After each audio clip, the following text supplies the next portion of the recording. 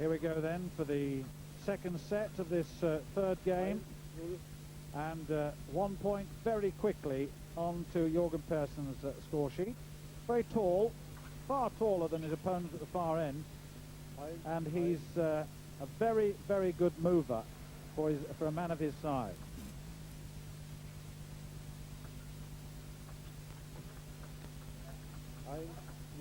How much time, Kevin, will they have spent on putting those rubbers on the bats? Because they'll do that before the match, won't they? Very interesting, actually, yes. I think what will have happened here is Persson will have done what we call gluing up just before he went on, which is to apply a layer of bicycle glue between its actual wooden part of his bat and the rubber. This will happen just before he goes on to play, and it'll make the rubber extremely fast. So the glue doesn't actually dry throughout the match. An interesting phenomena.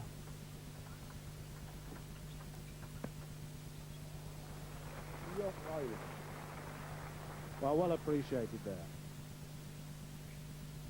Yes, it is an interesting phenomenon, isn't it? The whole purpose of that is to impart more speed to the ball, I would think, Kevin, isn't it?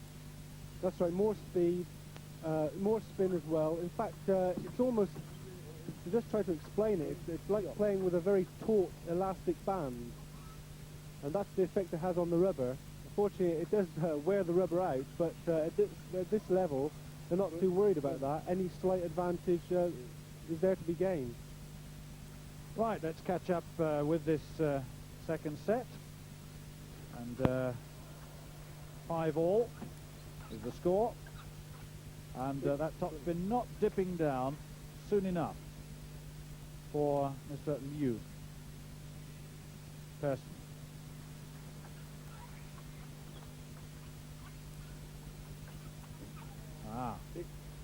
A lot of spin on that shot from Liu.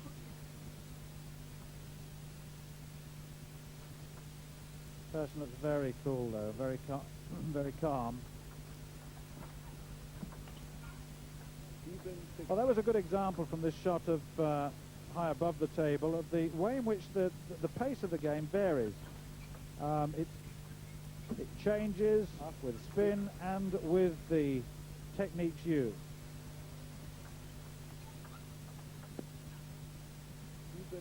8-7, and just 1 point between them in this second set.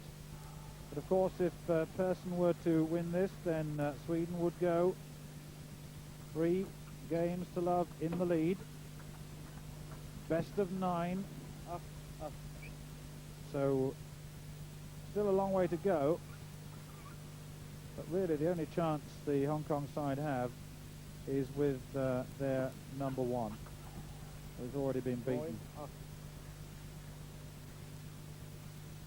by one of the Swedish team anyway. Now, Persson looks very, very calm and pleased with things. There's no stress on his face, and I suppose the player plays better when he's totally relaxed. For sure, it's much easier to play, obviously, when you're relaxed.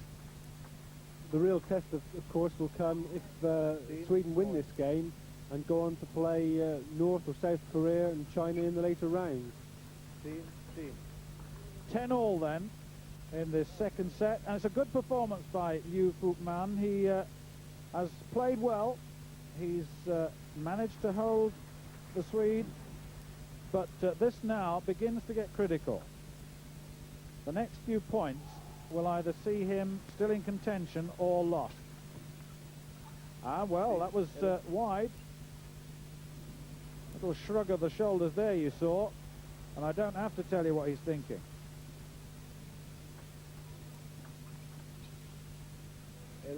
Now that was a disguised flick of the wrist which took the ball very quickly down onto Liu, and he couldn't respond.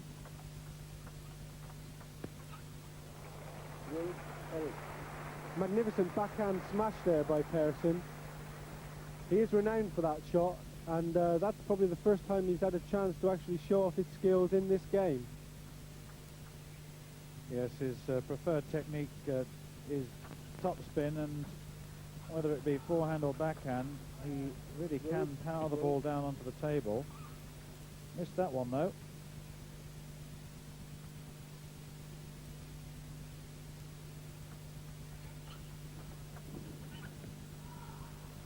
just off the net, off the table. It's good to see so many nations competing in these championships, though. 70 men's teams competing, 56 women's, and it really is the biggest world championships of all time, this 40th championships.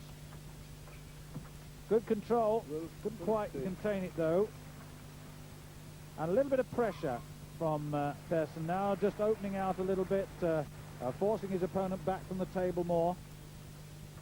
I think Persson now is very keen to pull away in this game. He doesn't want to have any problems, and he also wants to show the Swedish coach that he's the man who should play in the next round. Yeah, it's a good point you make, because this is one of the few teams that actually have to make a selection. The Hong Kong team is there in full strength, but the Swedes will have to select the best three. And really, everyone has to earn their place. That would have been some retrieval if he'd have got that back. He almost got into the first seat of the stands there to recover that. 2 points separating the players in this second set, but it's a vital set indeed, particularly for Liu of Hong Kong. He needs to win this to take it to 3 sets. Best of 3 for the game.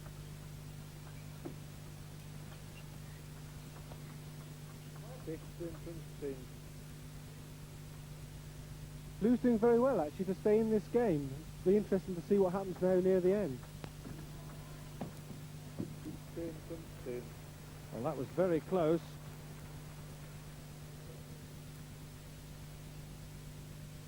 Two points separating them at 17-15.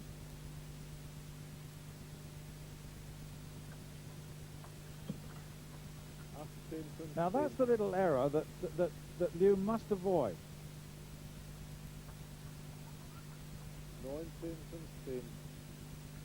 I think this is it. Liu feels the pressure here to try and keep Persson out of playing his strong shots, and is trying to do a little bit too much, and therefore making the mistake. Well, it's 19-16. 3 points separating the two players, but of course the Swede has the first set. 16-19. Well, that was better. 17-19. Oh, good shot. And that's 18-19. Now, this is a very nice piece of play. And one wonders whether Persson early on took it just a little bit too easy. But certainly Liu is playing well.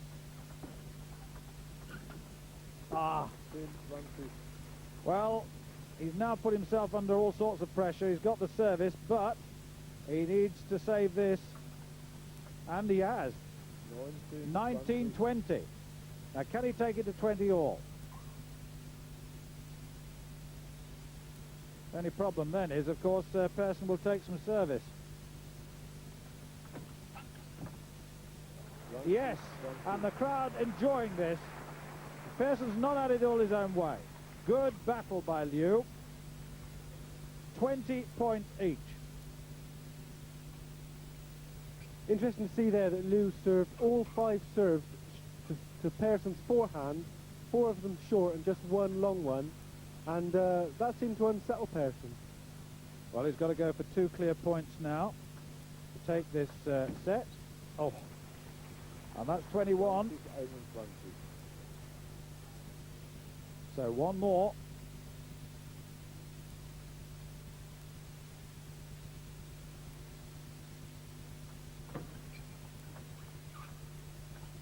Oh, very close.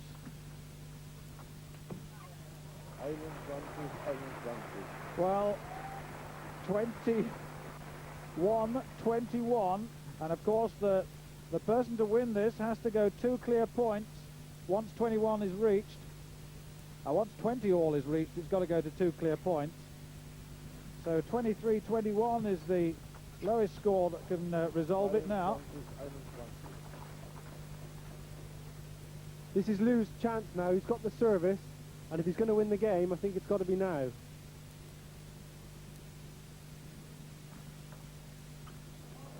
Oh, well, that's it.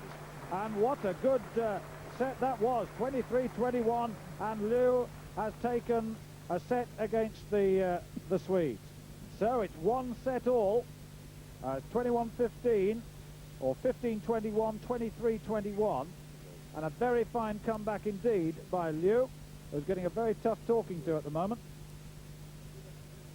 You can see here that Liu managed to get his forehand in, especially on the last point there, serving with the reverse, following up with a forehand topspin, and that is what caused the error. Yes, it was a fine all-round performance by this player. On this occasion, his nerve held out. So to the third set of the third game, Sweden leading 2 games to love. But what a fight back from Liu. The question is, can he sustain it? The first game, or the first set against the Swedes in the World Championship so far. Well, it looks to be a bit more of a positive approach from Persson at the start of this game, but look at the scoreboard. 3-love.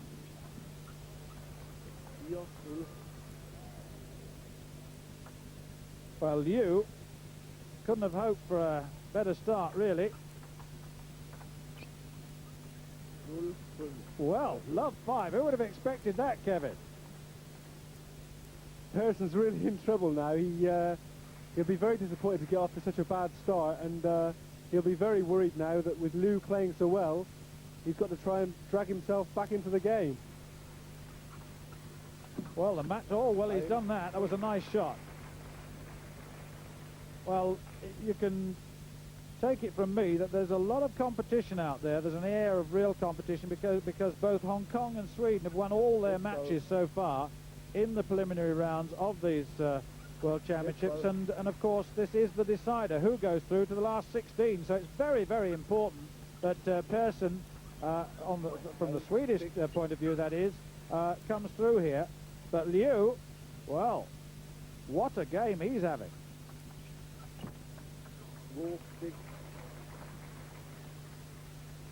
2-6. 3-6. Better spell for the Swede. And Liu, quite clearly, has got to continue the tactics that he's been using. A very attacking, aggressive play with that topspin from Persson, and that's what he's renowned for, and he's beginning to get his act together now, Kevin. He is indeed. The last 3 points there, each time he ran round his backhand with his forehand to play a stronger shot. That's what he's looking to try and do, and Liu at the same time is going to try and serve short to Persson's forehand and get his strong attack in after that. Well, a couple of little errors from Liu bring that margin closer.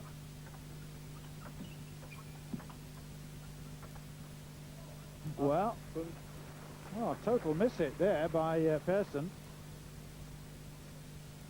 Here it is, 8-5, Hong Kong leading.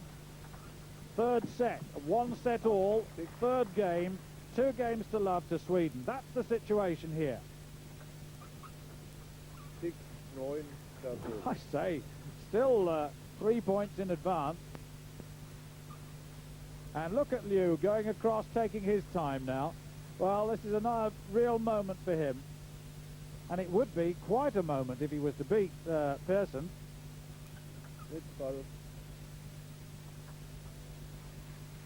6-9. Third set. Oh, day. What a devastating smash that was. Lots of topspin off the backhand.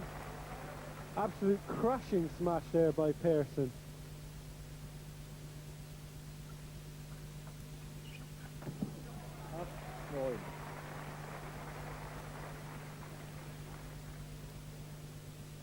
Well, if there are any question marks in the coaches' minds as to who they should put into their team for later matches, well, some of those may well be answered here.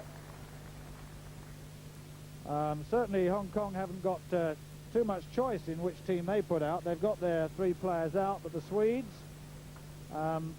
this is not perhaps their strongest side, but it's very difficult to know what is their strongest side because they fluctuate so much. That's true. In fact, the Swedes have so many top-class players. There's very little difference between all of them, and a performance like this might just tilt the balance. Yeah, but just notice now, it's 11, it's 9-11 with that change of service, and Persson has gone back into the lead by 2 points, so he's had a nice little spell there. Oh yes, good play. And Liu will remember this encounter, that's for sure. He's playing beyond his expectations here, and even if he were to lose, he's done remarkably well.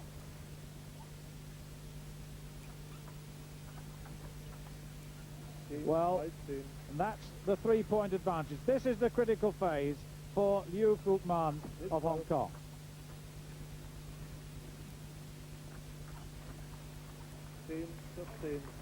Well, what a bad start Persson had, but this is a business-like man. He's going to the table, he's getting the game into play very quickly, he's executing quickly now. This is a very different player. Totally different attitude in this set, Kevin. Yes, Persson's back now, beginning to play very well, and a little bit relieved, I think, to have got out of the tricky situation. Well, he's certainly taken on a totally different attitude now. He said, I've been messing about, let's get on with it.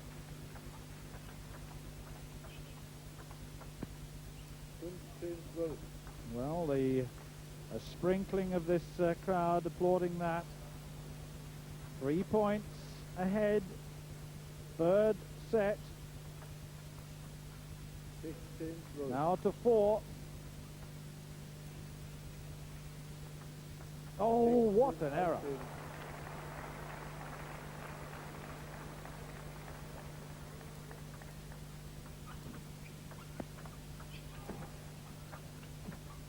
Oh, well played by Liu. That was unfortunate for him. He reacted very nicely to the previous shots, couldn't quite contain the last one.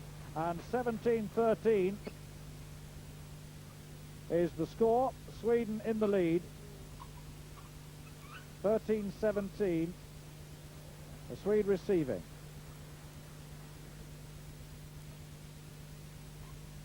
Look at that little anxious twitch or two. Even at this level, he knows he's been in a game, I can tell you. And that may well be the critical shot.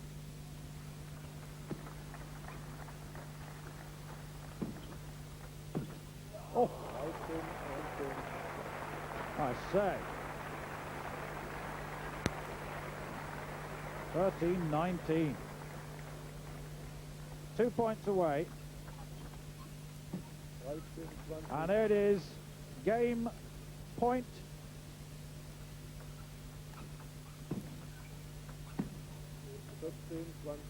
Oh, he's given that one, 20-14.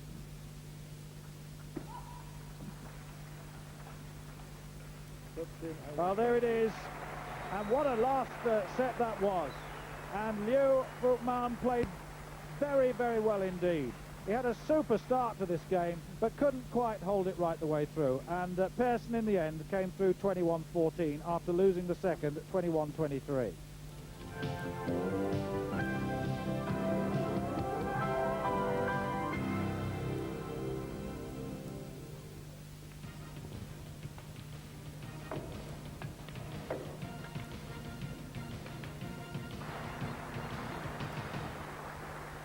Video cassettes from BASF. With 6 billion color particles per square millimeter of tape for fantastic colors. Fantastic colors from BASF.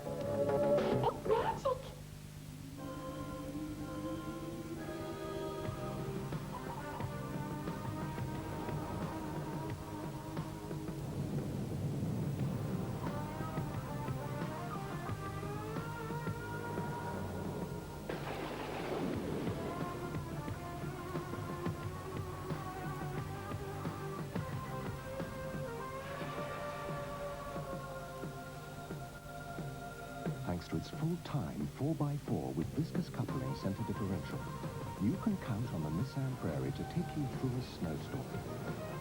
Even one whipped up by the Snow Queen herself.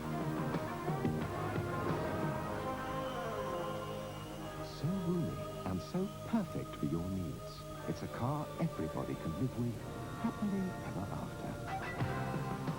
Except the Snow Queen.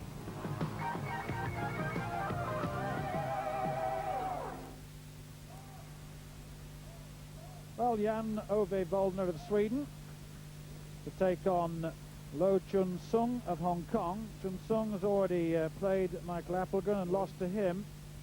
So the situation is 3 games to love to Sweden in this deciding match for the top place in Group B. The top place, of course, taking the winner through to the last 16. Jan Ove Voldner, Kevin, an accomplished player, number 2 in the world, 2 in Europe. That's right, number 2 in the world. He narrowly lost in the last World Championship to Jiang Zhiliang from China. Voldner is a marvellous player, got excellent services, and is a real great innovator of shots. It's almost worth watching him all the time just to see what shot he comes up with next. Spends 4 hours of his day practicing. And it'll be interesting to see how he deals with Lo Chun Sung, the right-hander.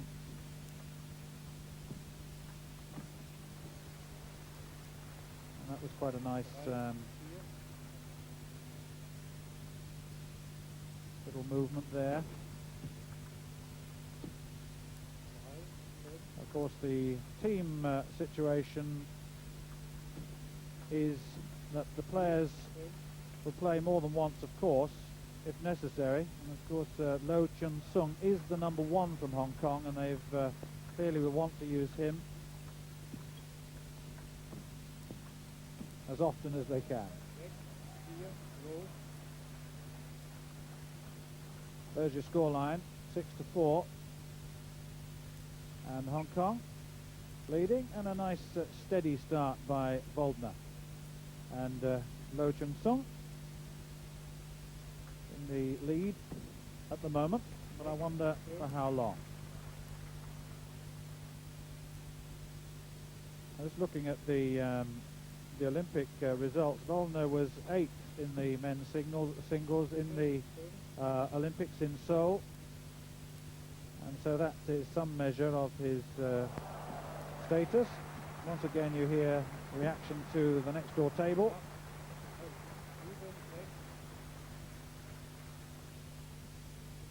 When you look down the list of achievements of Voldner, it really is quite awesome.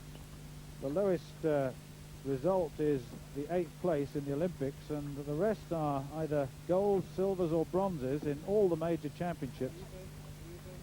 And we've said that about 1 or 2 of the Swedish players already here today, and I say the standard overall is quite remarkable. Well, 8-7. Steady start by Voldner. Not into it yet. But of course, Lo Chun Sung, we've seen him play already, and he may well have got an advantage at the early stages of this match by virtue of that fact.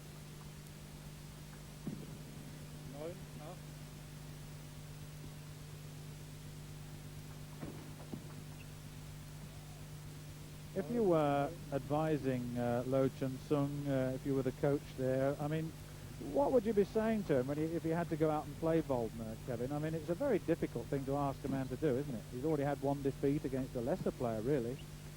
I should think that Voldner is probably the hardest player in the world to actually coach against, because you don't really know what it is he's going to do next. He played the first few points very calmly, and then next he brings out 4 or 5 lethal serves and follows them up with a whipping topspin. Very difficult indeed.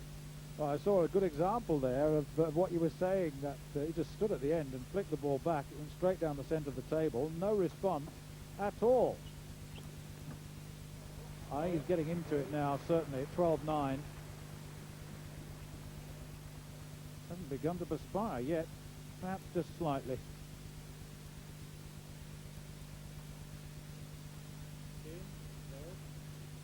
Well, it is an encouraging start, though, by Lo Chun Sung.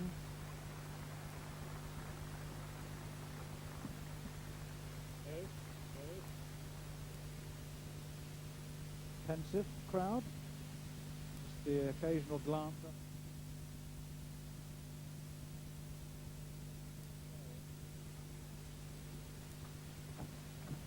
Oh, I say, we don't very often get the players standing next to each other at one end of the table as the ball lands at the other end. Lo Chun-sung must have wondered what on earth was going on there. Look at this. Watch him build up to this.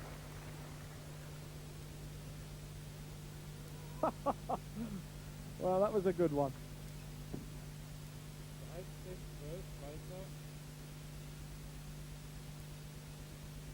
would have been nice to have followed that with a good shot too, but just 1 point the advantage to Sweden in this fourth game.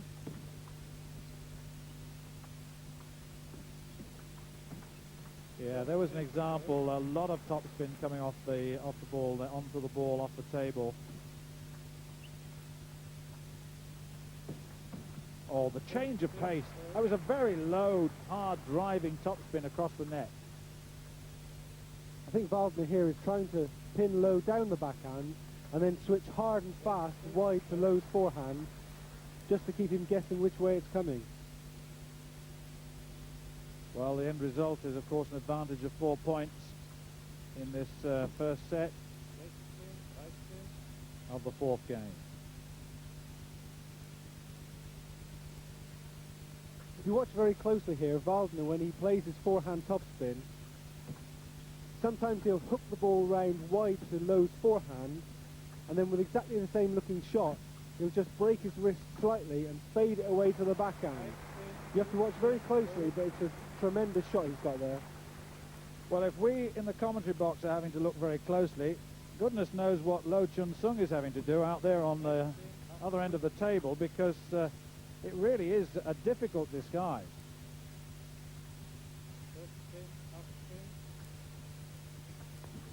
Oh yes, a nice attacking movement, 16-18, and Lo Chun-sung enjoyed that, I'm sure. Too wide.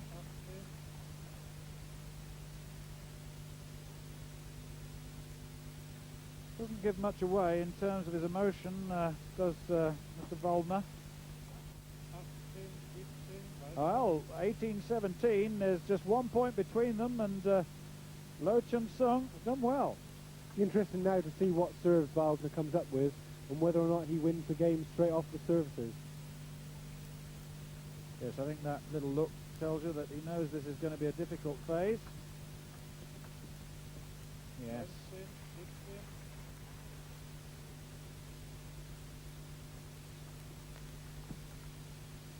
Well, there are 2 quick points and 3 quick points. Just what you were saying, to take that. Well, the first set at 21-17, and he executed that like a champion. Just watch, take us through this, Kevin. Low returning the ball here. Backspin there on the backhand side. And again the same with the defensive rubber. Again with the backhand side, another backspin. 4 in a row, being pinned down the backhand side by Waldner. And then the hard, fast shot wide to the forehand. Well, that will have pleased the Swedish spectators, particularly their team bench. 1-love then in the second set of the fourth game. Waldner of Sweden taking the first and finishing it very, very quickly, as you saw. And Lo Chun-sung found those services at the end of the first set very difficult to contain, and I just fancy that Waldner is now beginning to warm up to this. Very powerful forehands down the right side of the table there.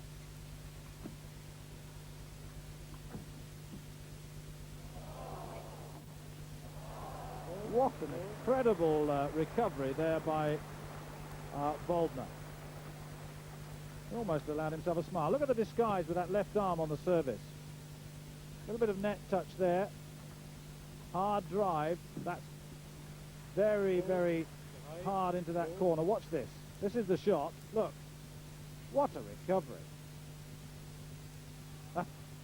Didn't quite execute at the end. A marvellous series of shots. 3-all. Second set. Fourth game. Sweden leading.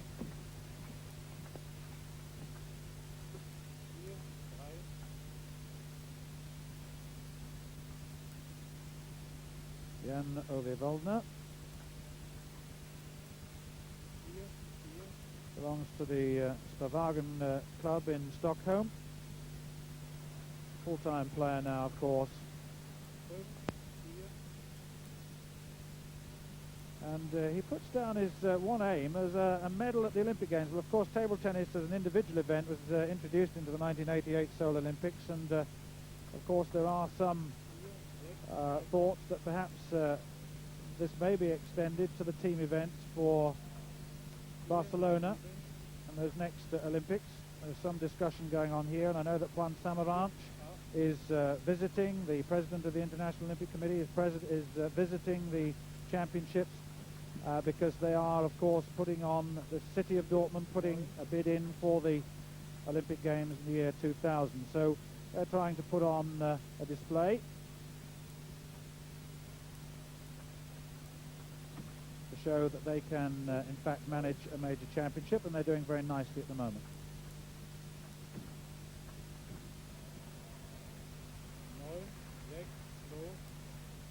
Oh, 6-9. In fact, it's 9-6, isn't it, with the Hong Kong player with the lead. Ah, a little bit of disguise. Oh, save.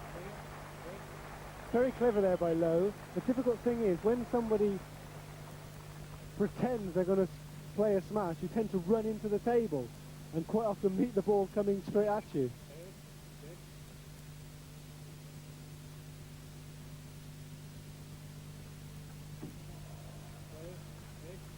Well, this is a very positive piece of play by Loh Chun-Sung, but it's an indifferent phase of play by Waldner.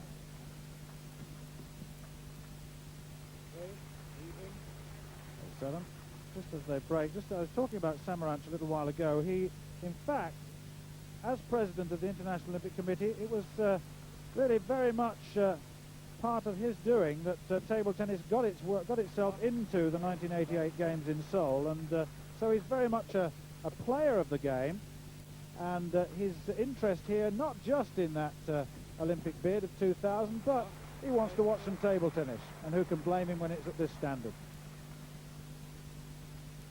13-8. Well, Kevin, an interesting one, isn't it? Lowe's doing very well here, actually. I feel Waldner just took the pressure off a little bit, and now Lowe's beginning to play very well, and with a 13-9 lead now, he's got a very good chance. Well, Waldner 21-17, the first set, I should say, in this fourth game, and we want to take this to 2, but it's now 14-9, and Loh Chun-Sung has the advantage.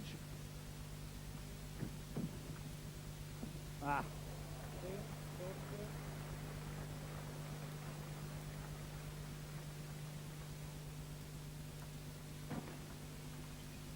No. Well, the return of service, sometimes very difficult. There it is, 14-11. Hong Kong with the advantage of service and 3 points, trying to make this one set each.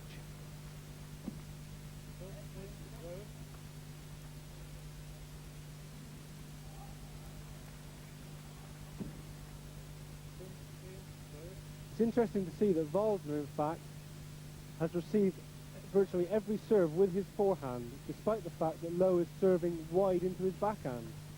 Each time he moves round, in the event of Loh serving just a little bit too long, Waldner is able to play a strong forehand topspin.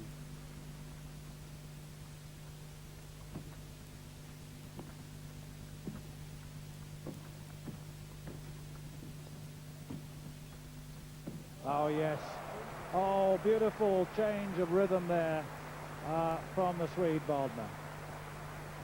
Perfect control of that situation. Baldner here flicks him wide, blocks it down the middle there. A good topspin by Lowe. Again, blocks it again wide.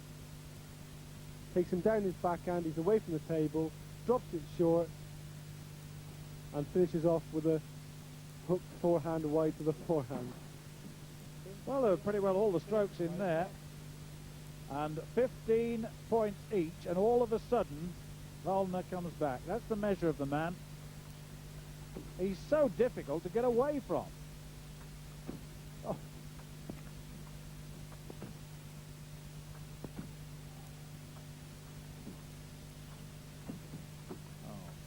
Say, what a lovely phase of play. It didn't end the way that Baldner would have wanted it. And Lowe getting a big cheer.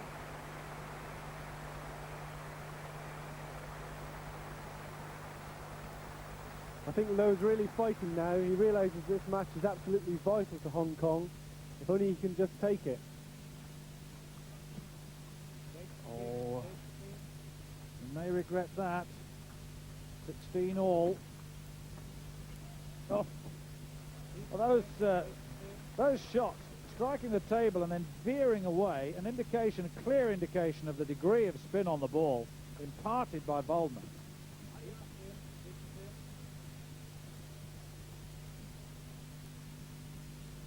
Well, he looks relaxed enough, and with the advantage of service, 17 all. Can he take it through? This was the story of the first set. He took it 21-17, rushing through, charging through to the finish, and I wonder whether this will be the same result. 1 set to love up, and if Baldner were to win this, then of course it would be 4 games to love, but it's 18 all. Still a fight on.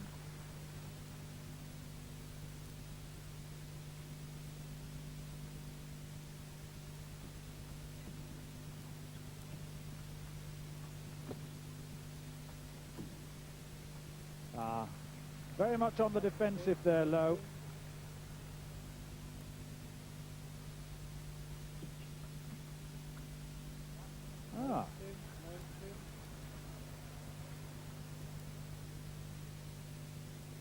Well, anxious moments indeed, certainly for Hong Kong. 19 all. They need this to stay in this game.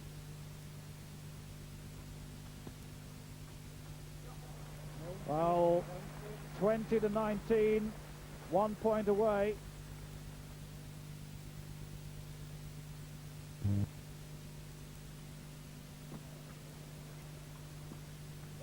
Oh, it's off the end. Well, tense moments indeed. You can bet now that one of Baldner's best servers is going to come up and try and take this point. Well, we've got a 20-all situation, which means it's got to go to 22. Well recovered, but he couldn't take the second one. 21-20 to Sweden. 1 more point required.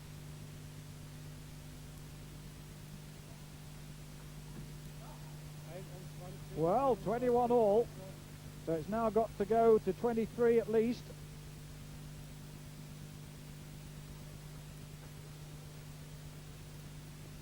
What a tight finish this is for this second set. Can Lowe keep his nerve? Oh, so close. 20. He's got the service to prevent a 21-22.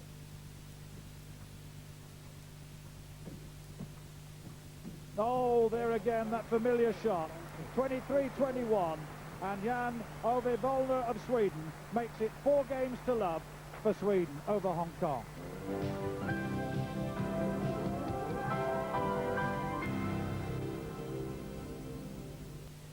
Welcome back to Dortmund in the 5th game of the match between Sweden and Hong Kong. Jorg Persson beat Chan Chi-Ming 2 sets to love. 21-11, 21-9. A decisive victory.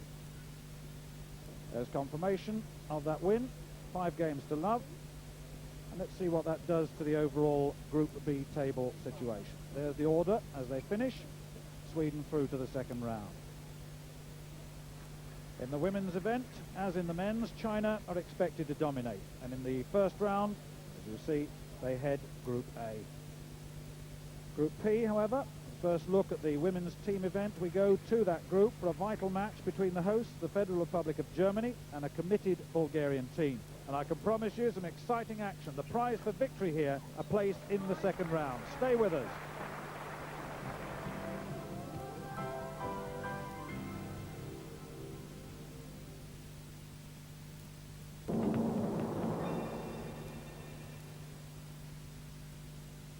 Well, what an interesting encounter we've got between the Federal Republic of Germany and the Bulgarian women. And the Bulgarians have won the first game, and we join the second game, second set, between Olga Nemes of the Federal Republic of Germany and Katalina Viceva of Bulgaria. And Nemes won the first set, 21-15, and is trailing in the second. An interesting a lineup of these two teams, Kevin. Very much so. Both the teams are evenly matched. Olga Nemes here is the German #1. It's vital for Germany that she wins this game, and Viceva is off to a good start in this set. Yes, indeed, that's a little long. And it's a 3-point advantage now to the Bulgarian. And Nemes, who is the #1 in the Federal Republic, played in the Seoul Olympics. She's ranked number 18 in the world and 3 in Europe. So one would expect her to win this, although it is quite a tough battle she's having. Little attempt at some topspin cross table from the backhand there.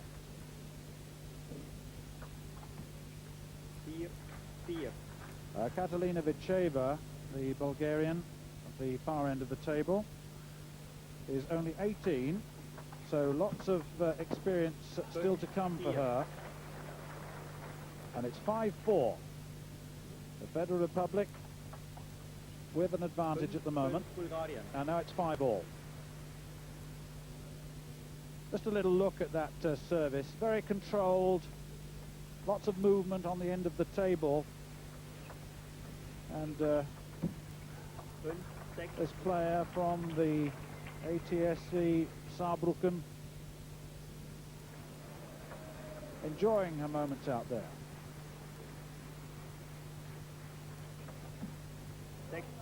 Both of these players are, they play up to the table, a quick counter-hitting style. I feel as though Olga Nemes is mainly dominating the game, but Viceva in this set has certainly began to impose her game a little bit more. Interesting moment there with that very high service. She was asked to take the service again. It was right off our picture, tossed it right into the air, and the official obviously not happy with it, and he made her take it again. That's right, there's some very strict rules in table tennis about service. I think in that particular case there, I think he was just pulling Viceva up for holding the ball over the edge of the table, when in fact you must serve from behind the white line. Well, just making Olga Nemes wait just a little there to take her service at 9-6. And now she has a clear advantage of 4 points. And Viceva with a lot to do here. Viceva plays very close to the table, hits the ball early as it comes off, didn't give it time to develop. It's a nice little curve on the ball there, but it didn't curve enough to make contact. 11-6 then. Well, the German playing quite magnificently there, reading that situation very well, moved in to kill the ball. That was excellent then. Nemes was trying to work an opening so that she could move round, and she finished it with a forehand smash down Viceva's forehand. Excellent point. You notice Viceva there attempting to come all the way across the table to use her forehand on that occasion. And caught out a little bit there. 7-14. Looking at the two players, certainly Olga Nemeth, who incidentally originates from Romania, she was born in Romania, has the credentials 7-14. of real success. She won the girls singles in the European Youth Championships in 1983, and she's won lots of gold and silver medals around Europe and in major tournaments throughout the world. So she's a formidable opponent, and as I said, she is ranked number 18 in the world and number 3 in Europe. 9-15. And 16-9 is a big margin, and Vicheva can't get into this game at all, Kevin. No, that's right. At the moment, Olga Nemeth is able to dominate the game. She's looking very sharp, very fast, and everything's going her way. Yes, it will take all of her composure now, that's to say Vicheva, to come back from this. That was a nice solid strike low above the net there to cause the problem for Nemeth.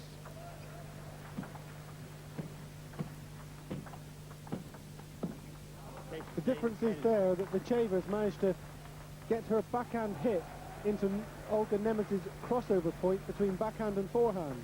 This is definitely a weak area for the people who play with a shake hands grip. There's lots of relaxation in that movement, and that means she's in control. 16-13. It's a bit of a recovery, though, at 16-13. The advantage just 3 points. She has the first set at 21-15, but 13-15 Bulgaria. a little smile, but that doesn't reflect the true feeling, I'm sure, for Vicheva. But at 18 years old, what a future she's got.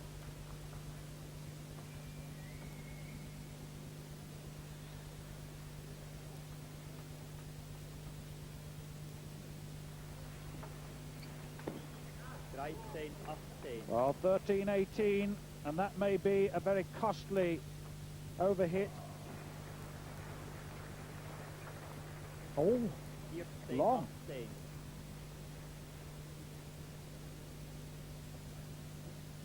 I wonder whether Nemeth can tie the match as a whole, with Bulgaria having won the first game. Can she win the second?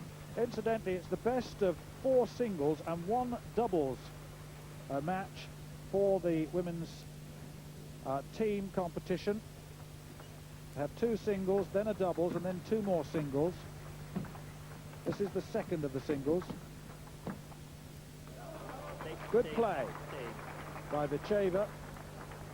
Little look of frustration, I fancy, from Nemeth.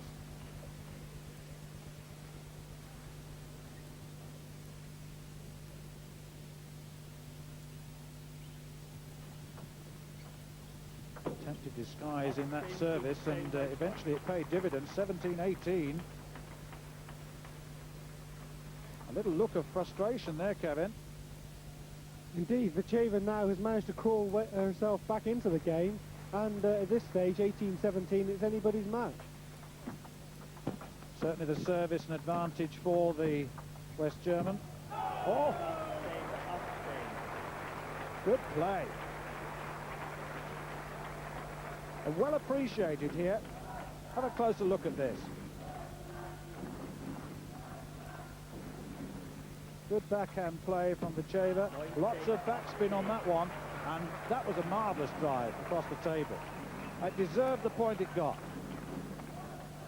18 points each, 19-18, I beg your pardon. 1 point advantage.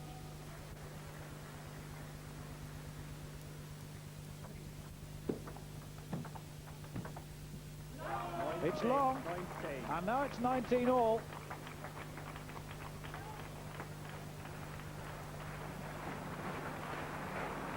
And the crowd really getting behind these Bulgarians, because certainly they weren't expected to do well here.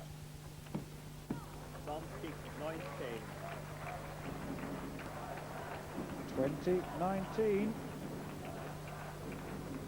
Some nervous moments here for Vicheva. This is in effect the game point. Oh, and that's it. And the local crowd can breathe a sigh of relief as Nemes takes the second set to join the first set, and the Federal Republic have gone one game all with Bulgaria. Well, that win by Olga Nemes of Germany was the only German win, so we've got the first upset of these World Championships. The world rankings are reversed, and Bulgaria are the qualifiers.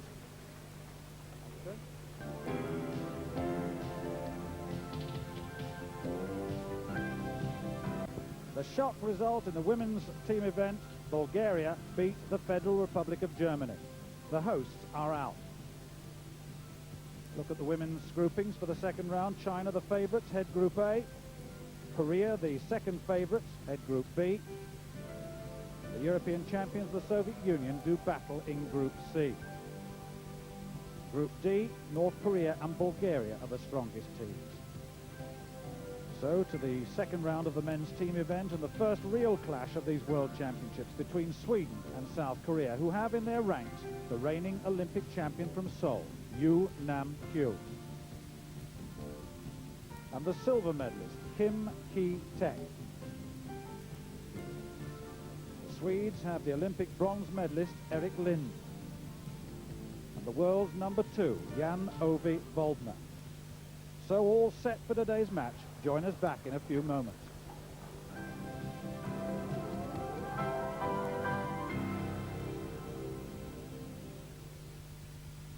You join us here in Dortmund at a crucial moment in this match. It's game 2. Sweden won game 1 with Michael Appelgren beating Kim Ki-taek 2-love. This is a showdown between two contrasting players: 18-year-old Kim Tak-soo and the experienced Jan-Ove Waldner. Third game. Kim to serve. Love all. Third set then. The Korean to serve. 1 set all. And it's come back again. What a marvellous piece of retrieval. Oh, and the Korean makes the error at the end. And a lot of applause for Jan-Ove Waldner there. He played that well.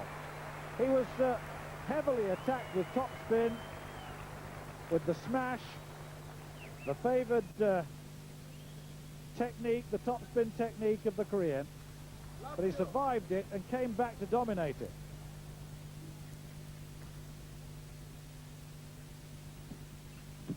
Excellent point here. Waldner moved round his backhand. Kim Tak-soo blocked him well wide to his forehand, came in with a forehand smash, and then Waldner did very well to stay in the rally. Smashed again down the backhand. Very good lob, right to the baseline.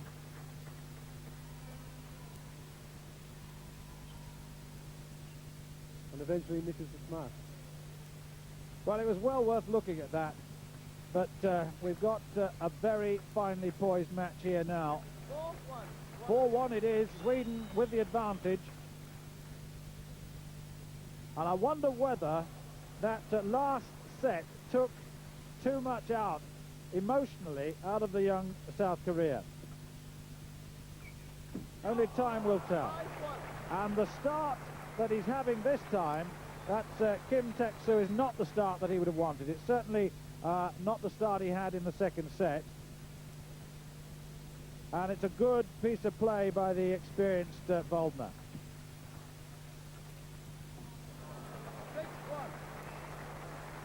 Very good example there, how Kim was trying to move around the backhand, and the minute he moved round, Waldner saw him go and put the ball straight down the line, wide to his forehand.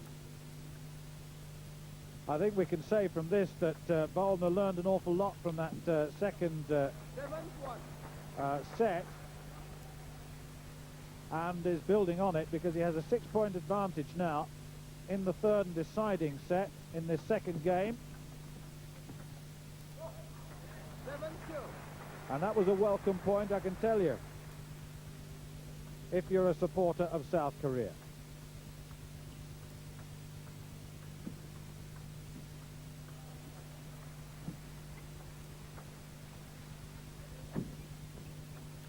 Oh, marvellous stuff.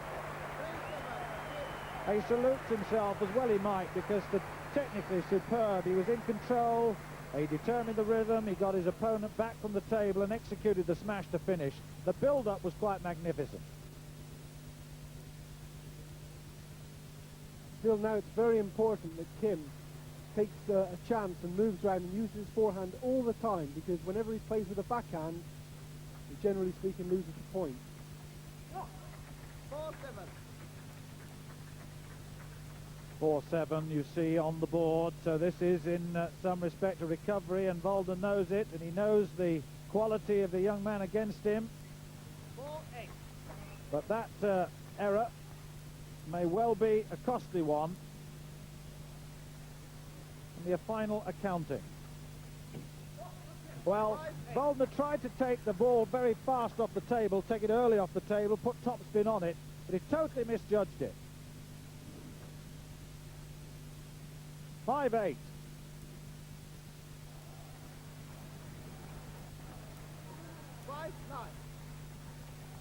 I think that's the right idea there for Kim. Although he lost the point, at least he did the positive thing and tried to get his strength in.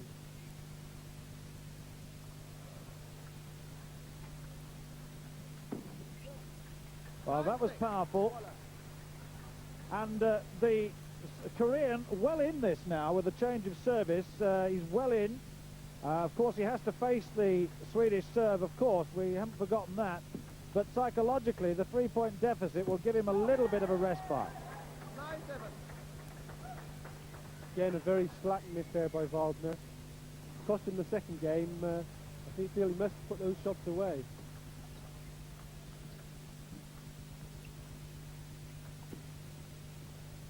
Oh, just long. A good recovery in the middle by Kim Taek-soo.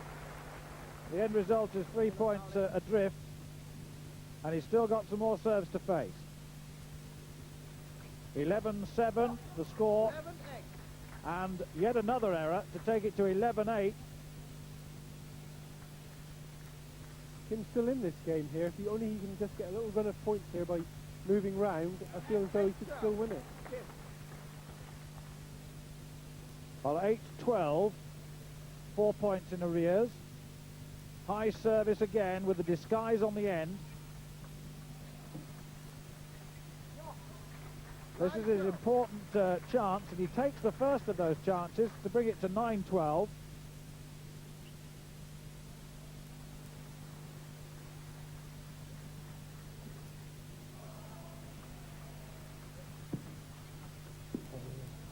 Well, that was a remarkable piece of power play by Waldner there, causing the error on the return. Waldner's so good at playing those forehands wide to the forehand. They really do swing away. 9-14. 9-14. And Sweden once again in the driving seat. That was long. 10-14. Welcome.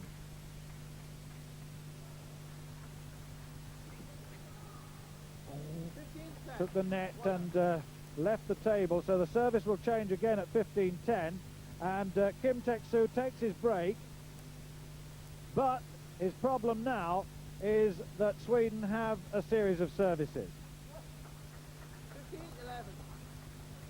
Waldner can't afford to relax here, though. He must at least take 3 of the 5 services in order to be safe at taking the game, I think. 15-11. Yes, after the first error on his first service, he takes the second.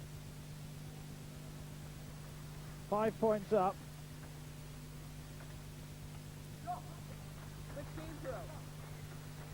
So he's lost 2 out of his 3 services so far. A little shake of the head, as well he might, because he is a good server. 16-13. Well, another error. I think Kim Taek-soo here felt he was facing defeat, and so has returned the serves very positively. And of course now he's still in it. Interesting, isn't it? Uninhibited play, relaxed play can bring about the results. Although that situation takes us to 17-13, 13-17 with service. Low service this time, not the high loop as before. And now the Swedes 3 points from victory. And Sweden 3 points away from 2 games to love, if that is to be the case. Well recovered there by the Korean. Oh, he did well. Very well indeed. That was tremendous there. Kim actually returned the ball underneath the net from round the side of the table. Quite a remarkable return. Well, that was the positive shot down the left-hand side of the table from Waldner, taking him to 19-14. A little look across to the support.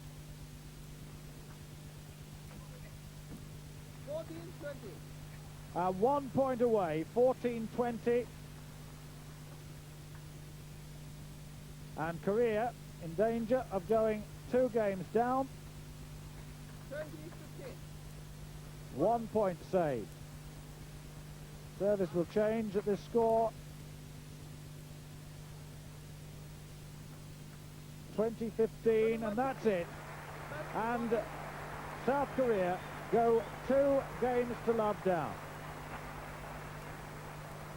21-16, 18-21, 21-15. In the third game, Nam-kyu won the first set 21-19 against Eric Lind, who joined the second set at the beginning.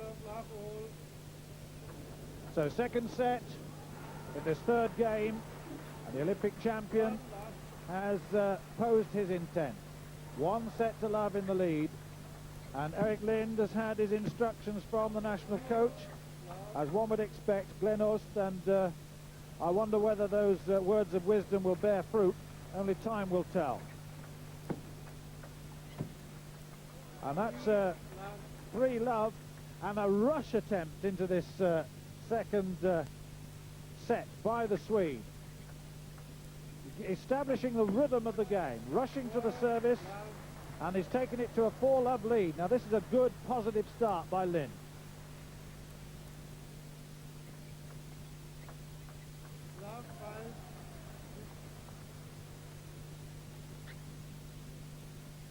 Well, he put his opponent under pressure, and as you heard probably in the background at love 5, the service now to the Olympic champion, and Lind, a very different player in this second set.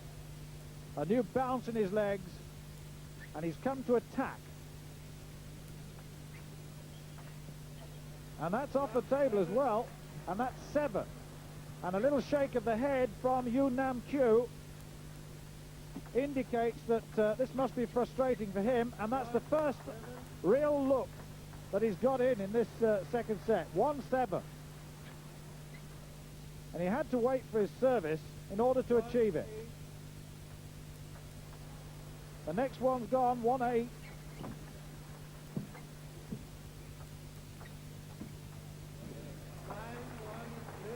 (9-1) change of service, and this is a different player, Kevin.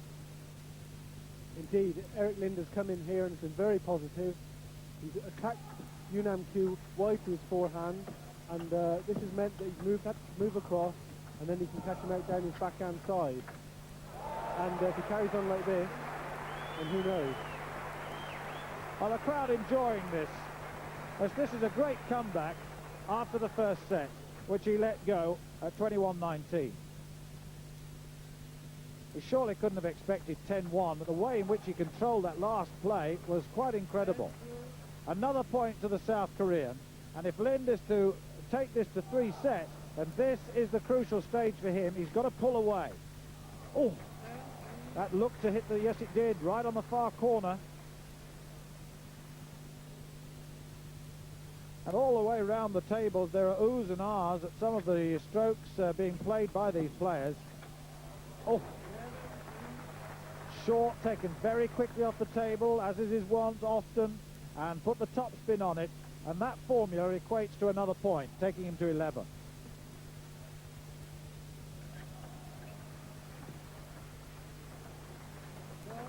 Yes, 4-11, and he changed the direction of that return, put top spin on it for a forehand off the left side, and that was good enough.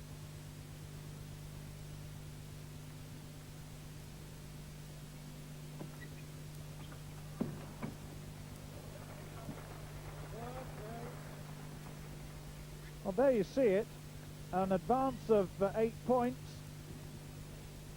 and a desperate fight back by Erik Lind, and that was very fine play. Chose the near side of the table and executed well.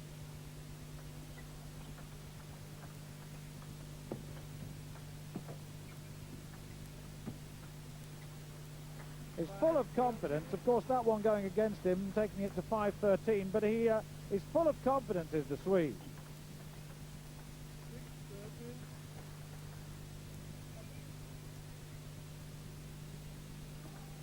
Short, jabbing shot, then the execution on the right side. Well controlled.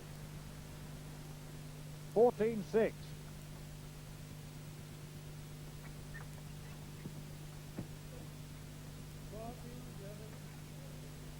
The margin 7 points, second set. First set to the Olympic champion, you see here, who had such success in Seoul last year. Interestingly enough, there is quite a lobby to get the team events put into the Olympic Games, and I know that Juan Samaranch, the president of the International Olympic Committee, is visiting these championships at the final stages, and he's an ardent supporter of the sport, and certainly if it's presented to him, it won't fall on deaf ears. I wouldn't be surprised to see it in the next Olympics. But Dortmund have really housed a marvellous championship already, and well organised, and the play now beginning to hot up to match the organisation. Very important here that Erik Lind keeps his concentration, because Yu Nam Kyu is just beginning to creep back into the game, and Erik Lind must keep winning the points rather than letting Yu Nam Kyu lose them. Yes, it's certainly not quite the situation it was early on.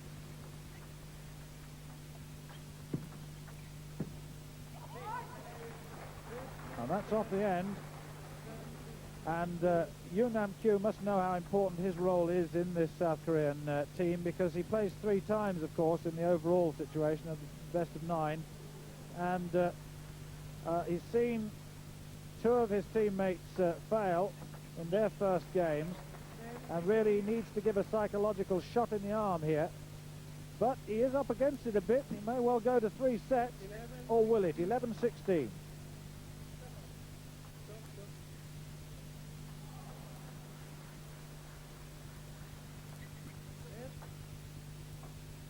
Let call there, so the service taken again.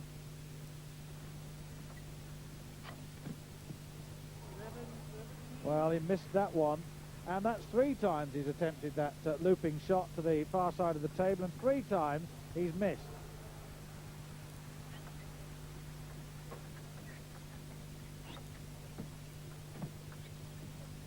Oh, well played. 2 or 3 net chords there, but the final execution was a superb one.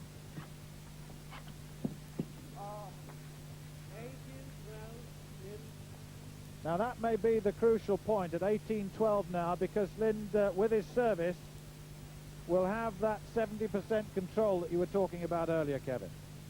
Erik Lind will be very disappointed now if he loses this set, with his service to come as well. I feel all he needs to do now is just try and keep his nerve and keep playing the same way. And it may be too late for the Olympic champion to come back from this. 19, just 2 points away from the second set.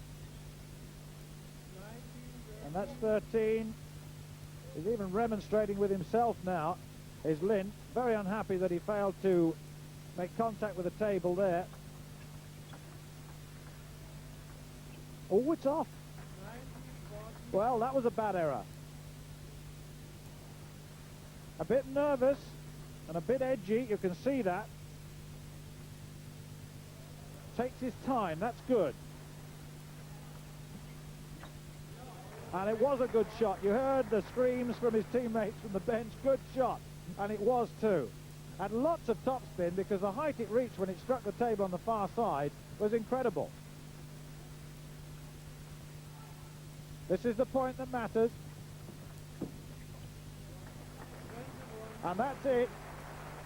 21-14, and Eric Lind has survived, and it's 1-1 now with the Olympic champion.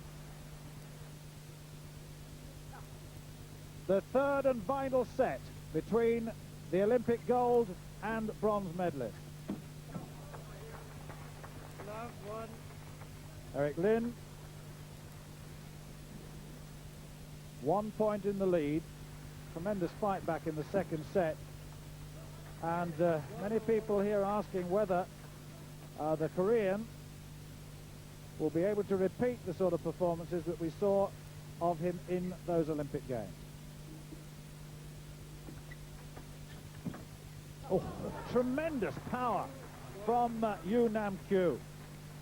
He'll have enjoyed that one, Kevin. Just shows what a little margin for error there is. 2 inches high, and the ball's gone past you.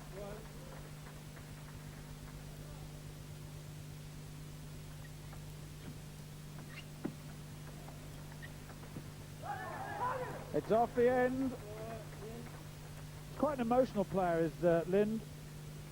Really lets you know what his feelings are, and you can see the scoreline that caused those feelings. 1-4 down. Oh, what an error that was. A very shaky start indeed after such a positive second set.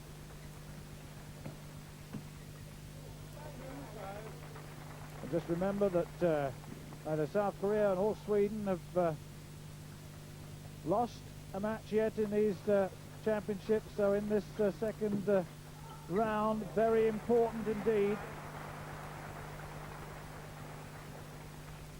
That record is certainly going to be disturbed.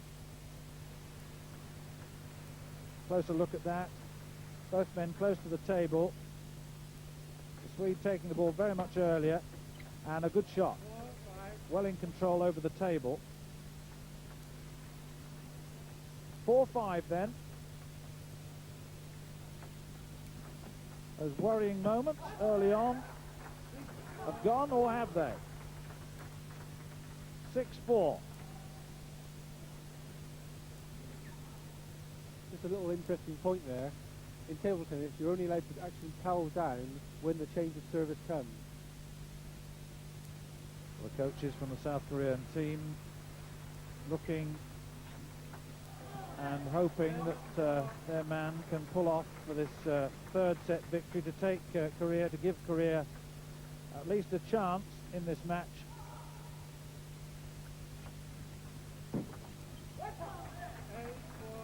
And 8-4 it is.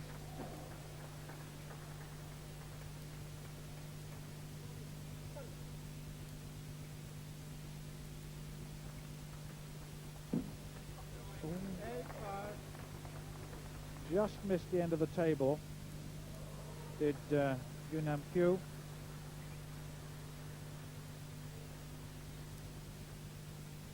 You can see the cameras with the big lenses on in the background from the world's photographers are here recording these moments. Because these two teams, two top teams in the world, that's for sure, and the Koreans have come on a lot since their 9th place, and that is one of the reasons why. They have an Olympic champion, and he can play shots like that. Get a close look at that. Lind well across the table, recovers to the middle, takes the backhand, and couldn't get across. And it was the sheer pace of that smash that did the damage.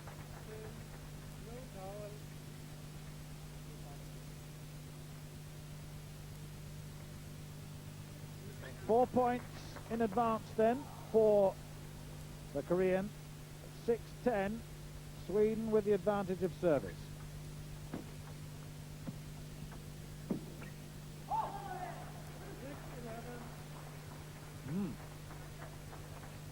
Well, this is very encouraging indeed for the South Koreans, and one wonders whether an Olympic champion can be overhauled from that position, and whether history will repeat itself, and that the result of the Olympic semi-final will be repeated when, of course, Yu Nam-kyu beat Eric Lind and went on then to win the gold, as I've said several times.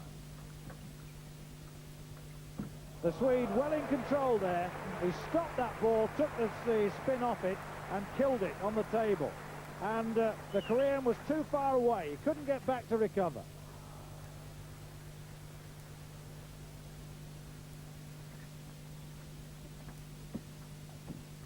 Beautiful piece of play. And a grimace you saw there from Eric Lind. He knows how important these stages are with that scoreline at 8-12 or 12-8. And the Korean now with an opportunity to go further. And the coach of the Swedes, Glenn Ost, anxious looks.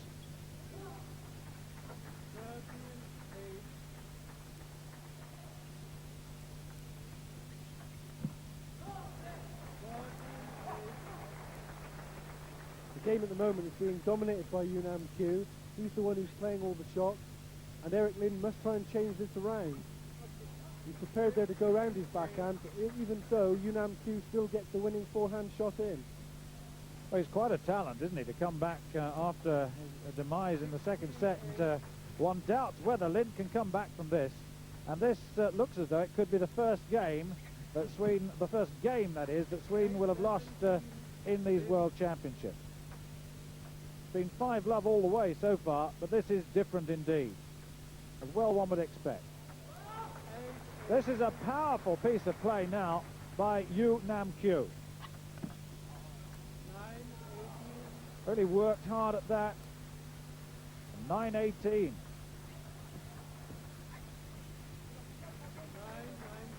And Lind never in control there. That was a reflex stroke. Never got the control of the spin, and it went off. Oh. 10-19. Oh. Powerful play. Once he strikes the ball, he gets his whole body into it, and he takes South Korea to the verge of winning the third game.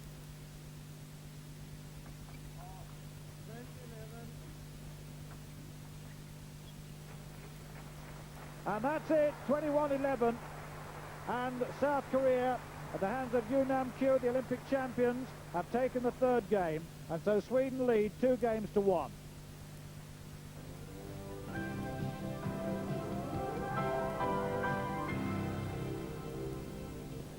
Third game. 1-0 to serve. Love ball.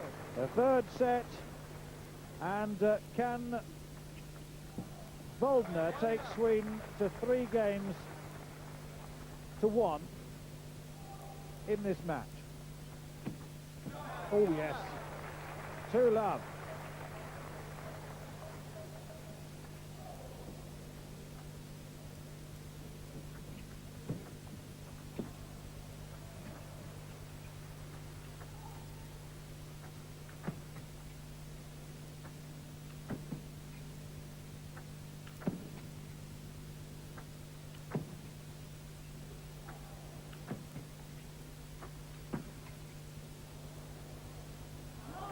Just off the end. Well, some defensive play there, not giving the required result if you're a supporter of Sweden. Oh, level of 2-2.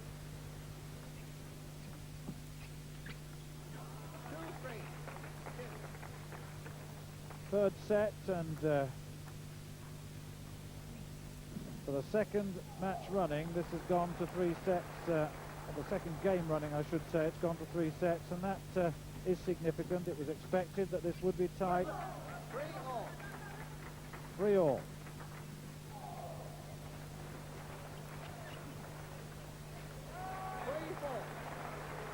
Just looking down at the statistics, in fact it's the third game where it's gone to, or the third game it's gone to 3 sets.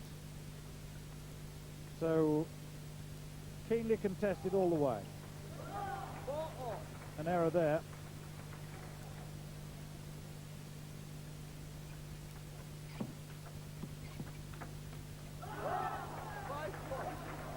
A good attack from Kim Ki-taek. He attacked Voldner positively and got his result.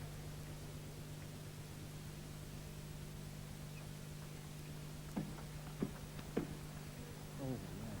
Both players playing very close to the table. And Korea with a 2-point advantage in this third set.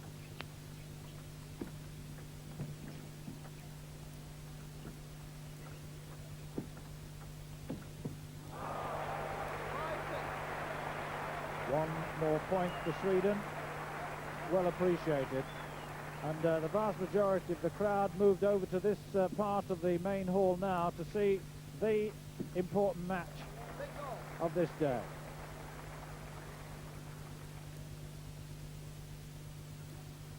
There it is, all even. 1 set all, 6 points all. And this is how it happened. 7-6.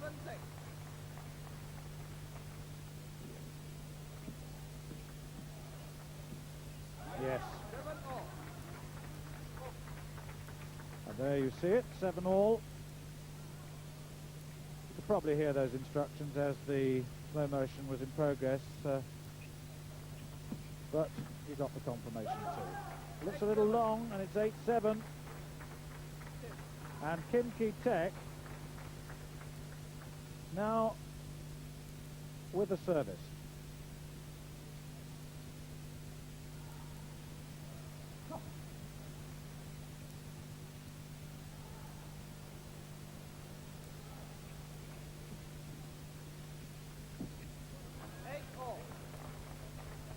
Oh, we thought it would be tight, Kevin, but Kim Ki-taek certainly seems to have the measure of Volner at times, but I wonder whether the experience of the world number 2 will be just that little bit too much. Yes, it's interesting to see. Volner here has been playing a lot of the points down in Kim Ki-taek's forehand early in the set, and I feel now that he's going to try and switch over to the backhand side, but Kim Ki-taek may be expecting it a little bit more down his forehand.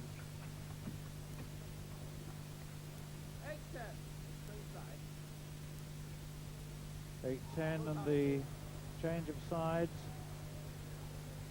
called. It's 9 all on that caption, but I can assure you it is 8-10. 8-10.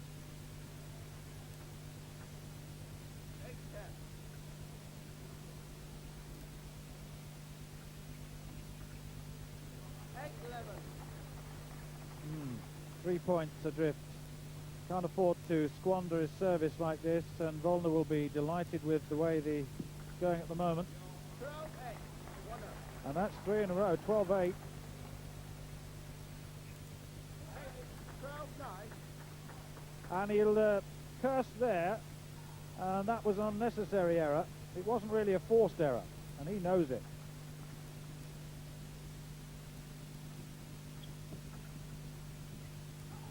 Yes, he looked to be under a bit of pressure there, didn't quite get his feet into the right position, and lost that at 12-10. 12-11. And this is a comeback again by Kim Ki-taek, and that little upset in concentration 2 or 3 points ago, Kevin, enough to cause problems. That's right, Waldner was 12-8 up, and a lucky net there just wins him the point, but he lost the first 3 points straight off his service. I welcome that one, but it really was a lucky one.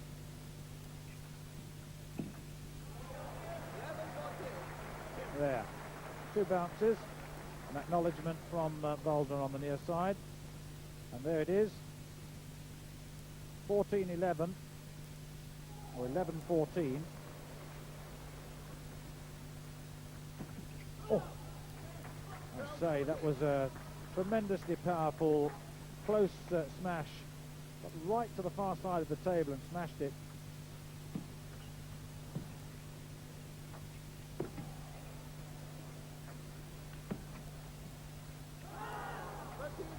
The thing is, although those rallies look very good, and Waldner, when he does get back and lob the ball up, very spectacular, but doesn't actually win the point. Now, it also plays to the strength of the South Korean, who's a smash man, isn't he? I mean, that's his preferred technique.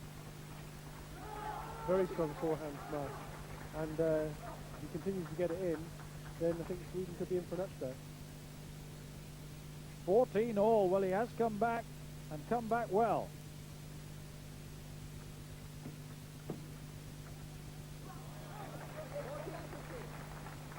A little smile shouldn't have happened, is a rough translation.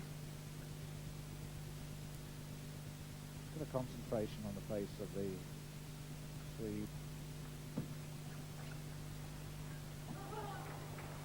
And that's off the end. See one or two Swedes supporting on that side. Not at all happy with the way things are going. This could well be a very long match indeed. 15 all.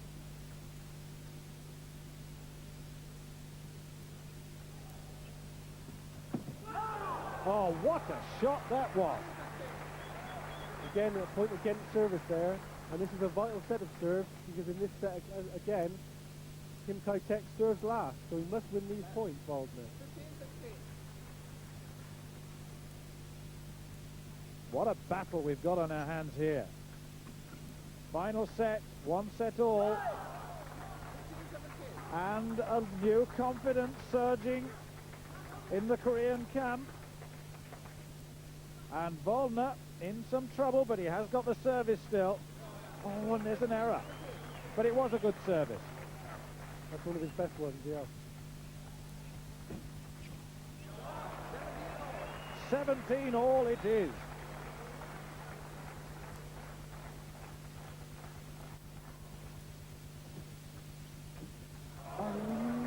Change of service. That's a show of class there for the man. Throughout the last 3 points, he won without even having to play a shot, direct from the service. So 1 point adrift. It's off. It's 18 all, and Kim Kai-tek takes that point, and may well may Waldner shake his head. Let called.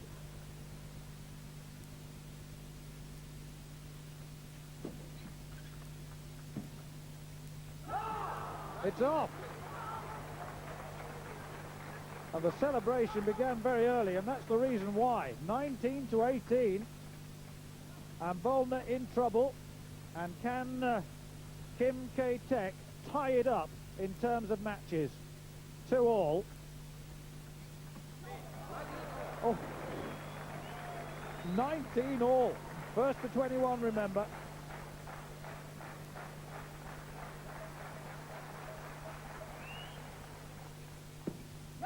It's off. Good service. And 20 to 19. So this is game point in effect. Can the world number 2 survive it?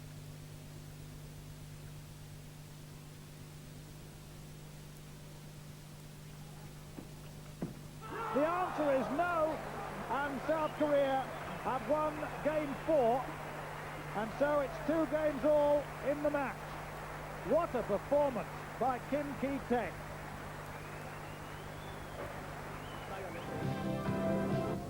One set all, 4 games all, and South Korea and Sweden down to the last encounter. An 18-year-old youngster, Kim Tak-soo, against the experience of Sweden's Michael Appelgren. A devastating first game by the South Korean, and then the experience of Appelgren told in the second. And now it's 2-love up to Sweden, and the number 2 seeds in the world, who've been really well and truly on the rack here today, are showing signs of some recovery. And that's 3. And the Swedish coaches may well have been right. But you can't fault Kim Tak-soo, who came out and devastated everyone, really, with a 21-15 first set win, and then lost the second 21-13. And this, a better performance by the Swede at the start, taking him to 4-love. Kevin, the experience is telling, isn't it? Indeed, when the match comes to this situation, I can tell you it's all down to mental strength. Who can keep their nerve right to the end and keep playing their own game?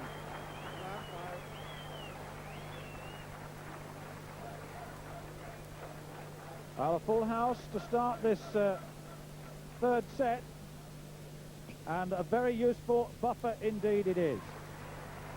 From Gwangju City, 18 years of age, Kim Taek-soo serves to try and break down that advantage, and he can't do it. It's 6. And Appelgren, number 9 in the world, 27 years old, from Stockholm. Will he now see Sweden through after a desperate fight? The first point to the South Korean in this final set.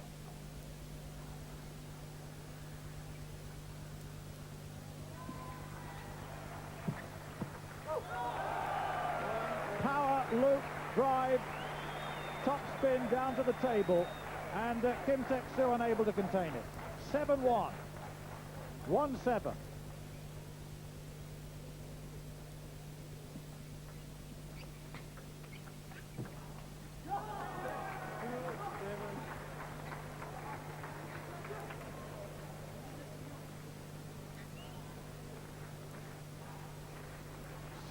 Or 2-7, high service again, and it's off the top, and it's 8-2, and now Appelgren has the chance to execute, really. With the advantage of score and service, Kevin, he's going to be difficult to contain now. That's right, Kim Taek-soo here is desperate to try and hang on to Appelgren's tail and stay in the set. If Appelgren plays well now, the game could be his.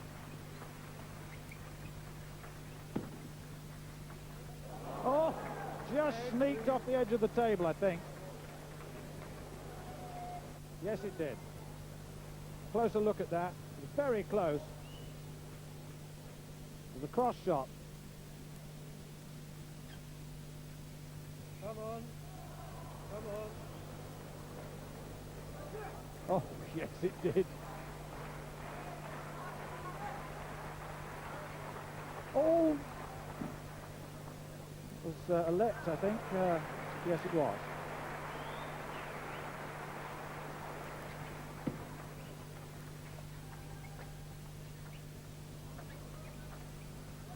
Oh, yes, 3-9. Appelgren now making that experience tell.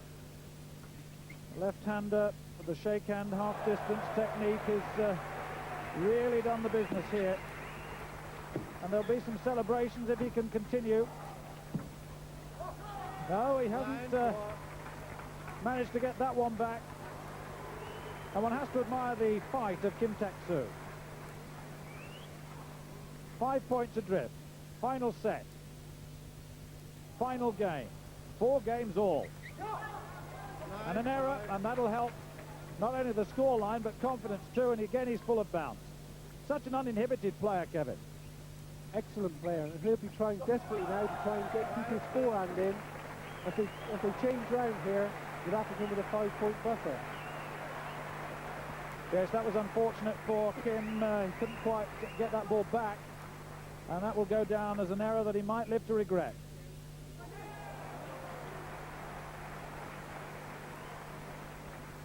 Very tense moments and nail-biting moments indeed on this table. Everyone's attention on it. This is the match of the day, and that's off.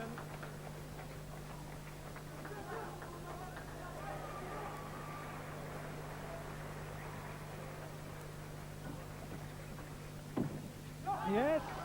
7-10. Well, looking at Kim Taek-soo, he was third in the Asian Cup in 1989. He won the European Asian competition at the beginning of this year, so quite clearly he's coming into form and will be a tremendous threat later on. But what about that shot? Fantastic forehand loop there by Appelgren, and Europe's hopes for the gold medal here really rely on Appelgren.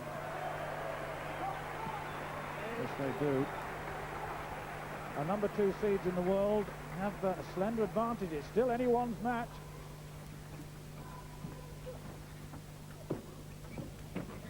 Oh, yes. Sheer intensity of that play. Solid top spin from the youngster. And he's only 2 points short. It's 1 set all. And there must be one or two question marks going through Michael Appelgren's mind, and certainly the coach, Glenn Ost. He's wondering now whether he's going to be in business for the rest of these championships.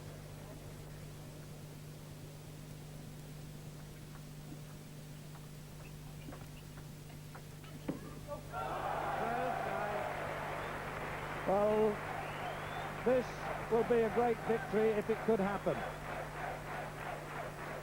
In the pool, of course, two groups go through, so the likelihood is that these two teams will go through, and at the end of the day, they could, theoretically, meet again.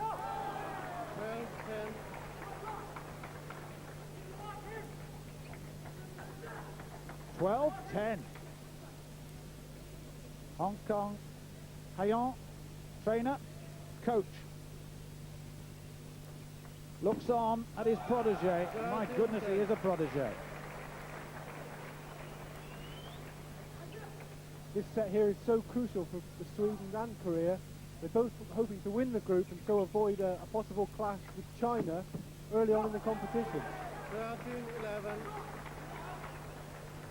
Well, that's certainly worth fighting for, because the Chinese tend to rule the world in the team event. They're so strong. The millions and millions that play, it's very much their national sport.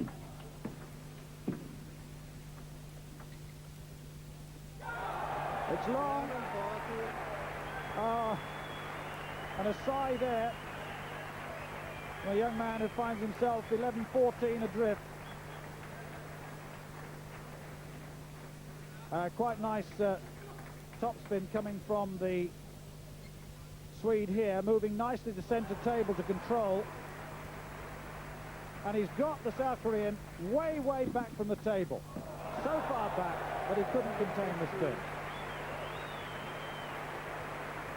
Celebrations, some Swedes, well, it's a bit early, I fancy.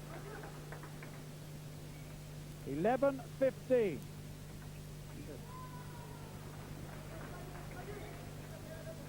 Final set.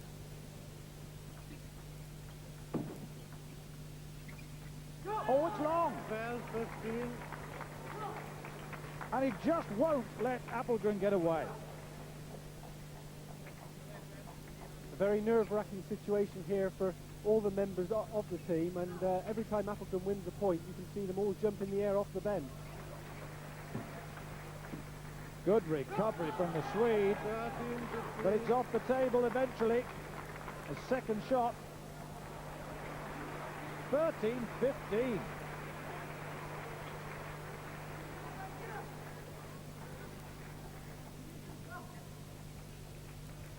Calm just for a moment.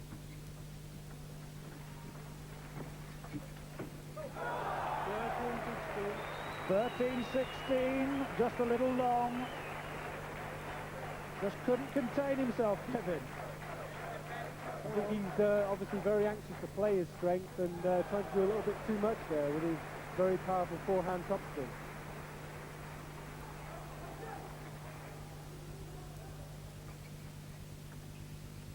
It's long, and it's change of serve at 17-13. Kim Taek-soo is now in trouble. Service with Sweden. Surely he'll take it through on this.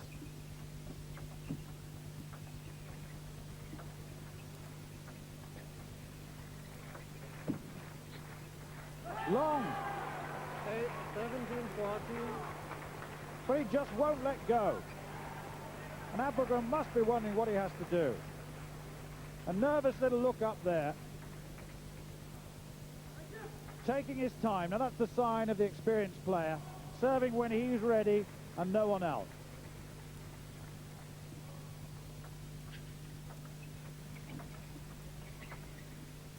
It's long. It's 18. He's 3 points away from taking Sweden to the top of the table.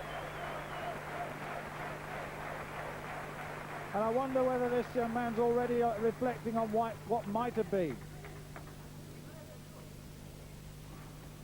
He's such a talent, though, and I bet the talent spotters have noticed him today. I expect there's a few Chinese coaches in the audience watching as well, actually.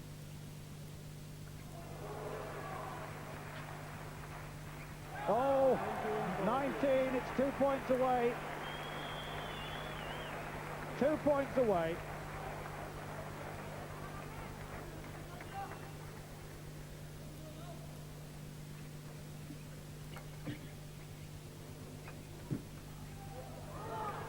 Good recovery. 19-15.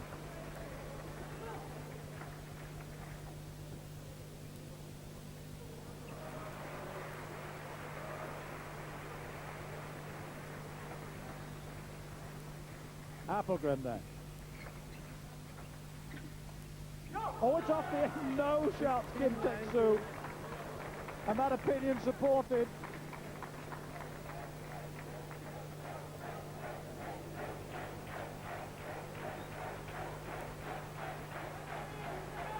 Listen to the crowd. 16-19. He's got an opportunity now to serve back into it. What tense moments these are.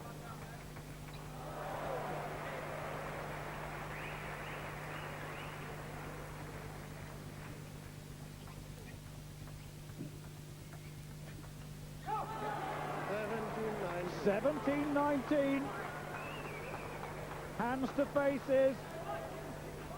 A lot of anxious Swedish support out there. Appelgren can't execute. He's got to contain the service. And Kim Taek-soo serving in a controlled way. Oh, but that may be it. The vital error. Is that enough? 1 point to go for Sweden, winning this marvellous encounter.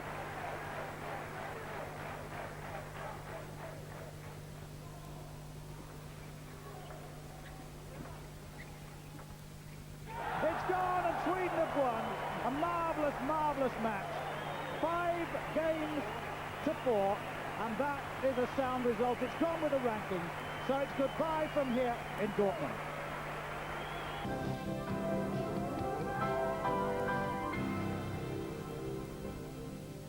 Welcome to Dortmund and to the Westfalenhalle and to day 4 of the World Table Tennis Championships. In the men's and women's team events, we're down to 4 groups of 4. 2 go through from each group, and all the top teams are still in contention. On Friday, in Group B, European champion Sweden won a thrilling match over the vastly improved South Korea. Olympic champion Yu Nam-kyu here plays Jan Ove Waldner. Just savour this marvellous moment.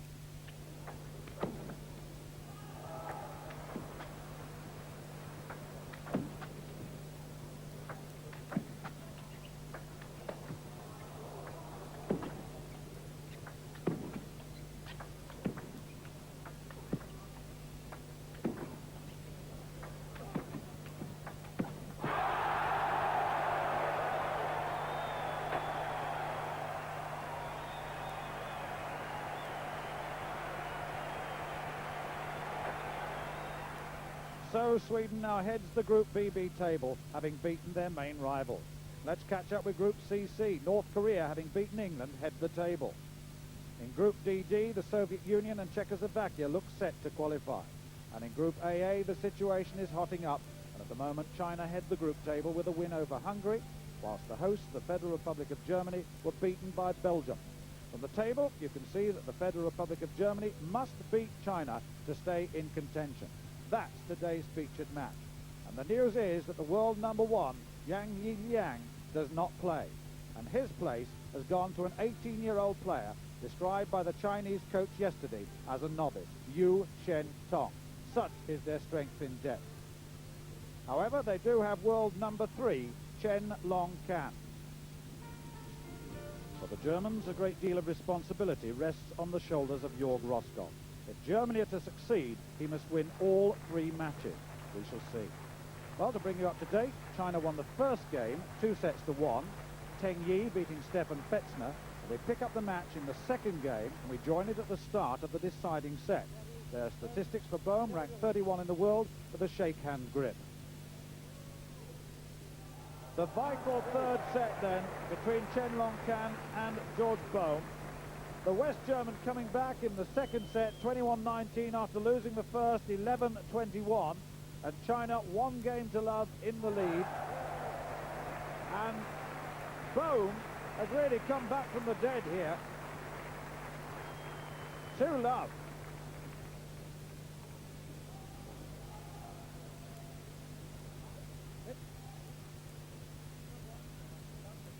Quite an occasion for the West Germans though, and this performance by Bohm so important to the team effort because having been beaten by Belgium, I've said that a couple of times before, they have to beat the world #1 China, and they're doing not too badly at the moment.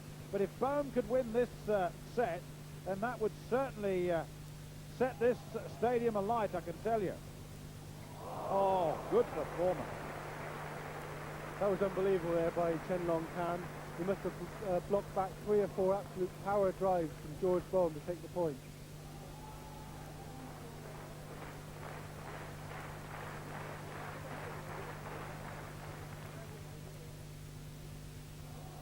Now that's a little tentative look about his play there, Bohm. And he's paying the penalty every time he gets tentative. Just look at the personal statistics of Chen Long Kan. Olympic champion in the doubles.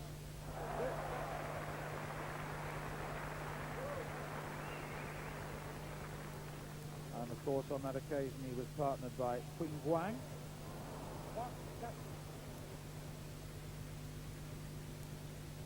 George Bohm can't afford to just play safe here. He must keep going for his shots the whole time if he's going to win the set. That's the way. 5-3.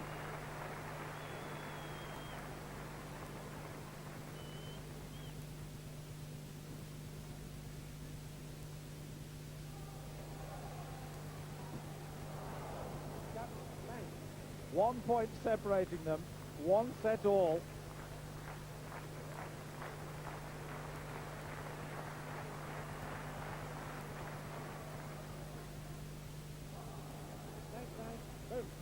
Five all.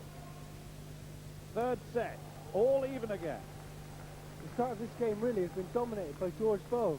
Chen Long Kan has not really been able to get into the set, but a couple of errors by George Bohm has just kept Chen Long Kan in it. Can he be positive and attack?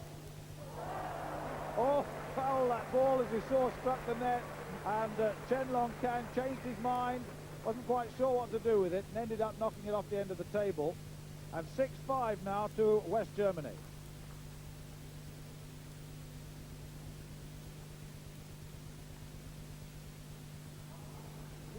And once again it's followed up by the error. And look at the bounce that puts into the legs of Chen Long Kan. 6 all. He's got his service to follow at a crucial part of the match. Well, it's off the table again. Interesting to see there, Chen Long Kan actually missed the forehand smash. That must be about the first one in the whole match. And a little error. That'll go down as an error. 8-6.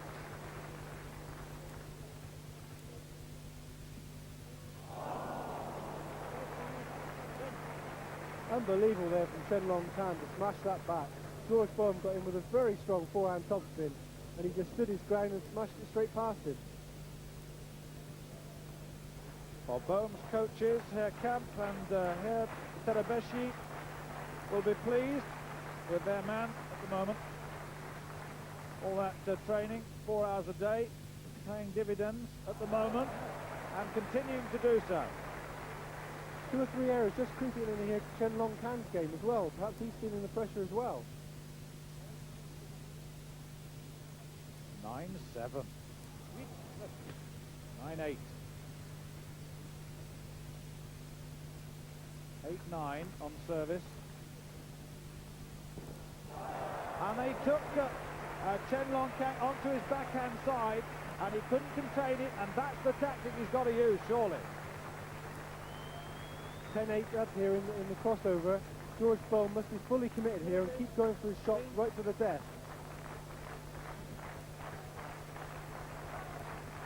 But I suppose, if anything, to avoid that forehand smash of Chen Long Kan is what he must try and do.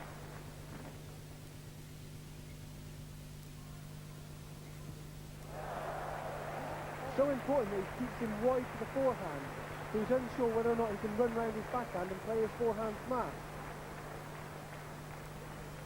Well, on an individual level, this would be some win if Bohm could beat Chen Long Kan. Oh, he had to work hard for that. And Bohm faltered at the end. But some of the shots from Chen Long Kan were incredible. Change of service here. The disguise on that service. Look at the power from both forehand and backhand there. And that was nice balance, changing the whole rhythm of that final assault.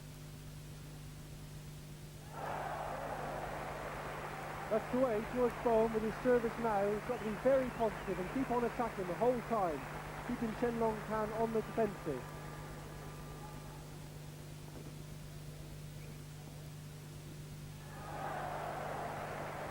He's doing very nicely. 13-9.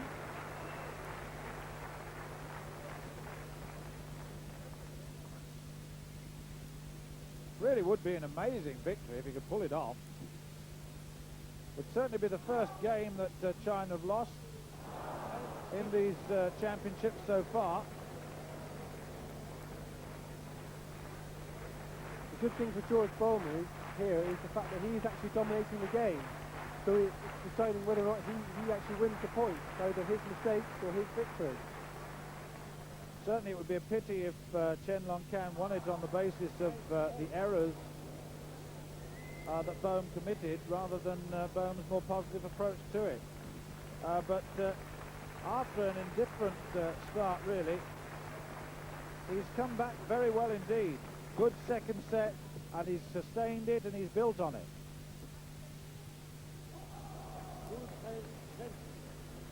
That was a crucial point there to give away by George Bohm. Again, a backhand error, and now Chen Long Kan to serve. He'll be looking to play his smash as soon as he can. Yes, with service he can determine now the rhythm. And it's, as you were saying, Kevin, an important part of the game, which he now can attempt to control. He smashed 12-14 off the table again. Totally committed smashes from the Chinese player at the far end. Good shot. First two serves there, Chen Long Kan has managed to get a smash in each time. Very important here that George Bohm tries to receive well. 2 points of advantage now.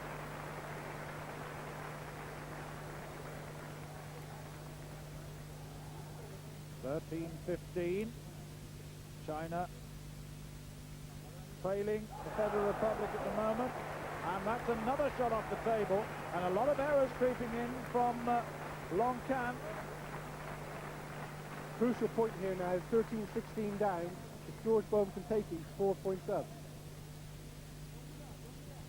Oh. Well, we desperately needed that. That margin of 4 would have been vital. So that one error cost him actually 2 points.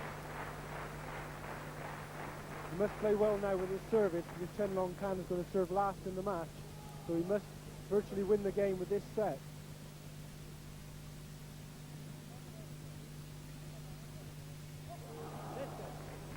The top spin coming from the Chinese, and that little shrug from Bohm. I hope it wasn't one of resignation, because he has played well. Whatever happens now, he's played beyond his ranking. And Chen Long Kan has tied it again.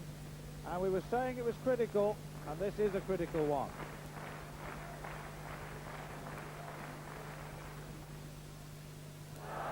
what an error that was.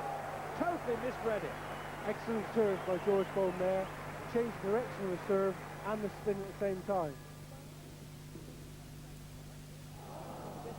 And that was good play by Chen Longcan. Just caught Bohm off guard, and he just can't get away from it. 17 all.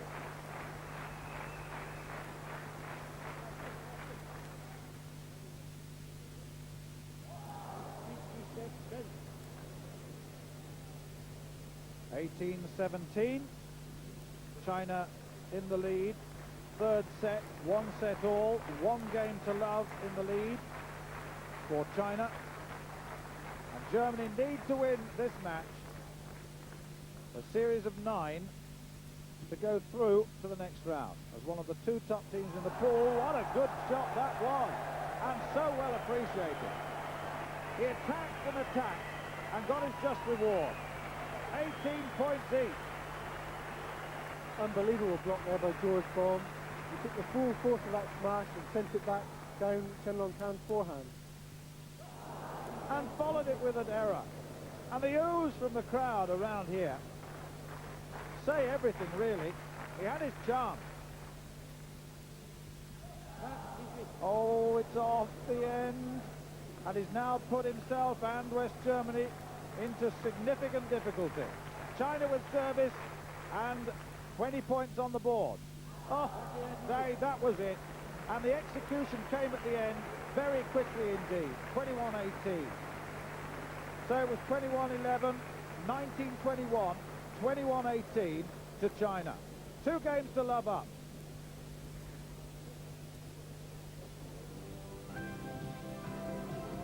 Has won the first set against Yu Shentong, 21-19. He joined it at the start of the second. Ning has been told exactly what he must do. Now, whether he can do it or not remains to be seen. But the situation is that Roscoff has won the first set 21-19 and gives the Federal Republic of Germany, for the moment anyway, some hope.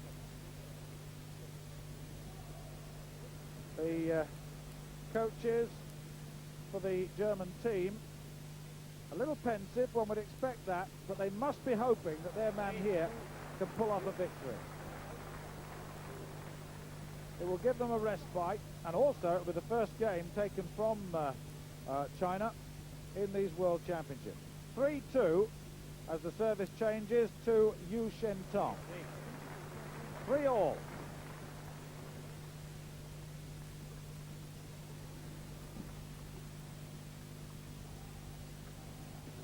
Beautiful top spin smash. Started that rally there. Yu Shentong served very fast into Georgi Roscoff's backhand, but he read it and powered it straight down the line.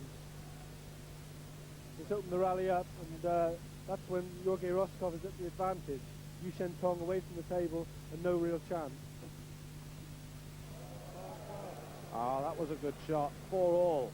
Made no mistake there. Attacked it with his preferred smash and zoomed down to the table and caught Roscoff by surprise.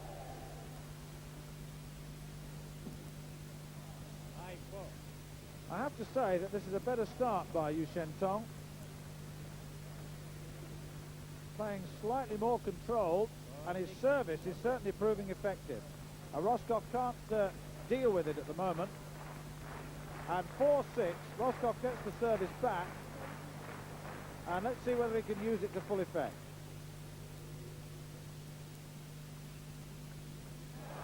Well, the answer immediately is yes.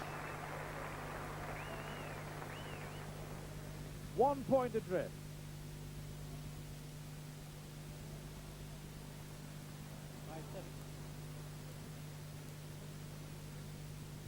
Five, 7.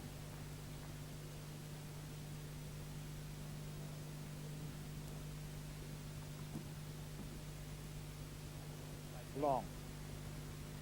Roscoff does hit the ball particularly hard, but unless he gets the opening off of his service, he's unable to play the shot. Yu Shentong is looking to try and keep the service short, so he cannot play his top spin and then come in with his smash.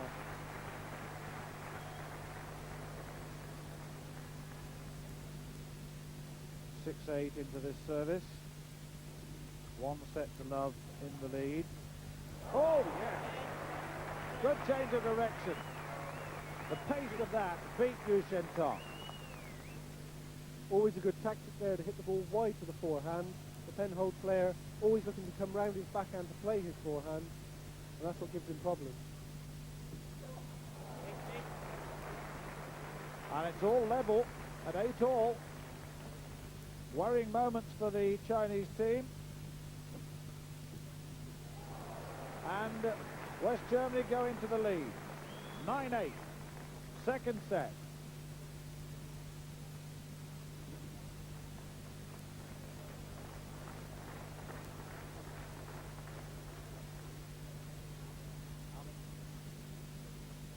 Let to there.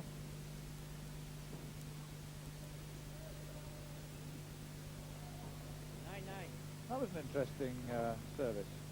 Yes, very good service there. Roscoff thought the ball was going to come off the end so he could play a top spin, but it kept short and he couldn't play it.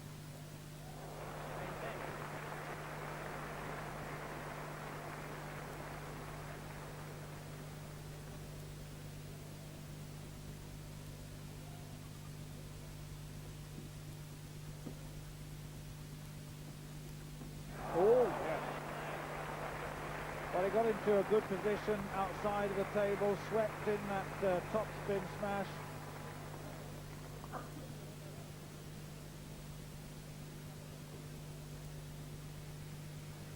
Nice play.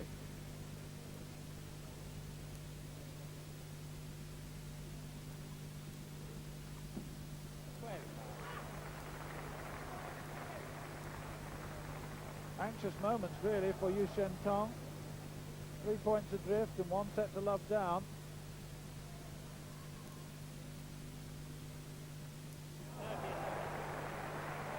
Playing in this team in the place really of the world #1. Perhaps the Chinese are giving them a chance to play, and it doesn't really matter what happens. They've got some very big players in their team. Having said that, the Germans, Fetzner and Bohm, have taken Yi and Long Can to 3 sets in the first 2 games, and this second one is slightly more in favour of the Federal Republic.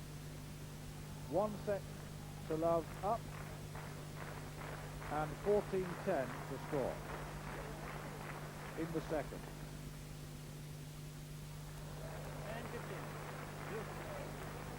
Well, these are interesting moments indeed. At 10-15, the change of service. Yu Shentong wipes his brow and thinks, what have I got to do now? The answer is slightly better.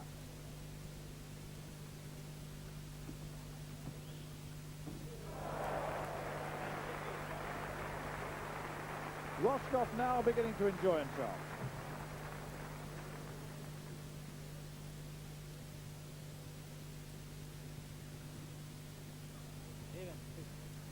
Very good serve there by Yu Shentong. Heavy backspin meant that Jorge Roscoff put the ball in the bottom of the net. Oh, good change of direction. He read that one well. And with that advantage of 6 points, he can relax a little.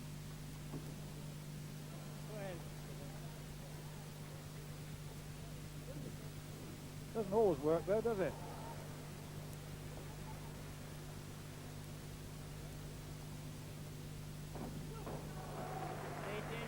Well, 18-12. Now, Roscoff surely won't lose it now.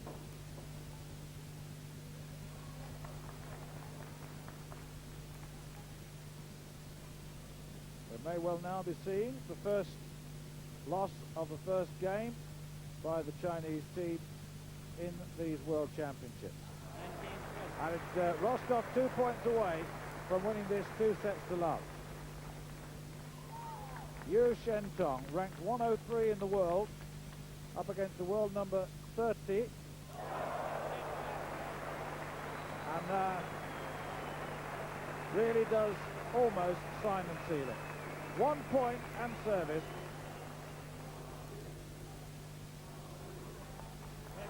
That's it. 21-12. 21-19, 21-12, and the West Germans have notched up the game. It's 2 games to 1 in favour of China at the end of 3 games.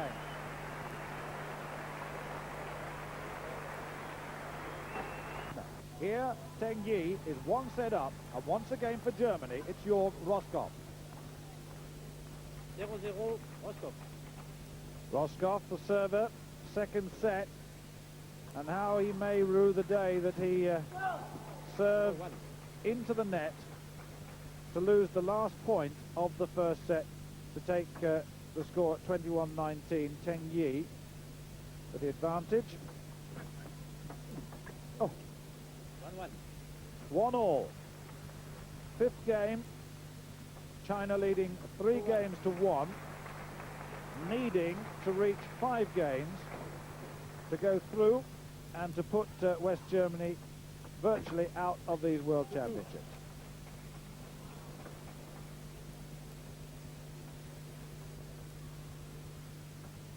It's a long way back now for Roscoff. He's got to go to 3 sets, that's for sure, having lost the first.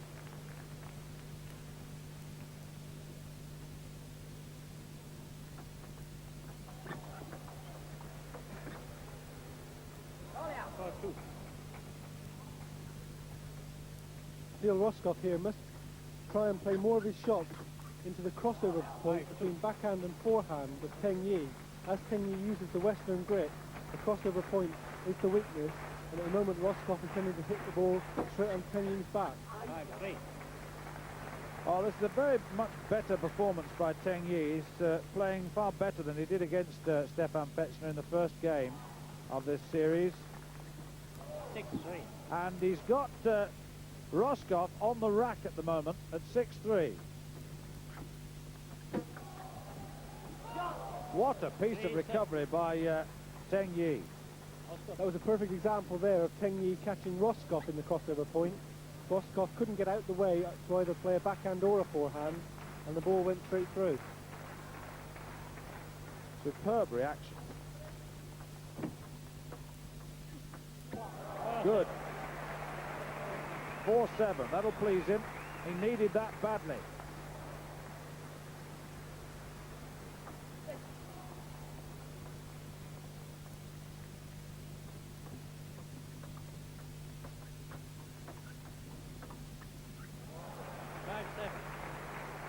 You can see all the time Teng Yi is playing the ball straight at Roscoff. This stops him getting either of his strong shots in, and he's having to get out the way of the ball all the time.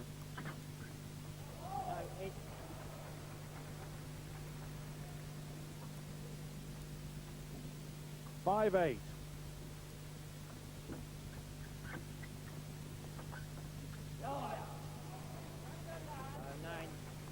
Off the table, 5-9. And you can hear the crowd trying to offer their support to Roscoff. They sense that he's in trouble. Well, the scoreboard tells them that.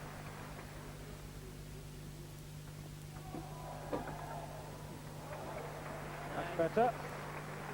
Change of service. A little bit of frustration down the far end of the table. Should have gone on, he said. That's a quick translation anyway.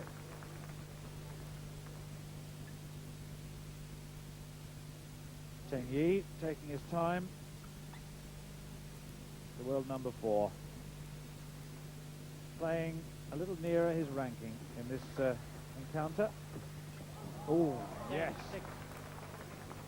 I say, that dipped down at the end. And Roscoff didn't expect it. 11-6. Well, I wonder what Roscoff can do here, because it's getting away from him at the moment. 12-6. And there's been a rush of points and a bounce, a new bounce in Teng Yi his legs, and he's looking very confident.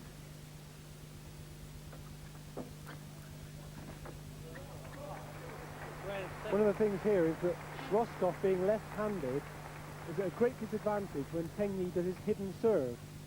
Teng Yi puts his shoulder and his arm in front of the ball and serves across Roscoff's forehand, and Roscoff cannot see the ball at all. That was long. 4 points separate them.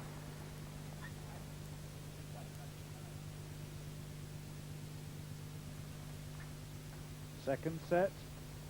First set, just to remind you, to Teng Yi, 21-19.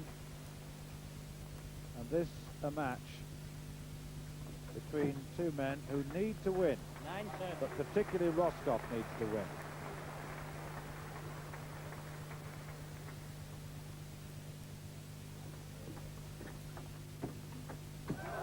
Marvellous stuff. He changed the direction, changed the pace, got a beautiful looping topspin on the ball, and he got his reward there, and he needed it too. He's only 3 points down. That's better. Now the other side of the table. So he's varying his strokes, he's attacking, he's beginning to establish himself in the match. Two very hard backhands there, wide to Teng Yi's forehand, and Teng Yi now is a little uncertain whether or not he can run round his backhand. Well, certainly the pace of the ball is making that difficult. 14-11. Teng.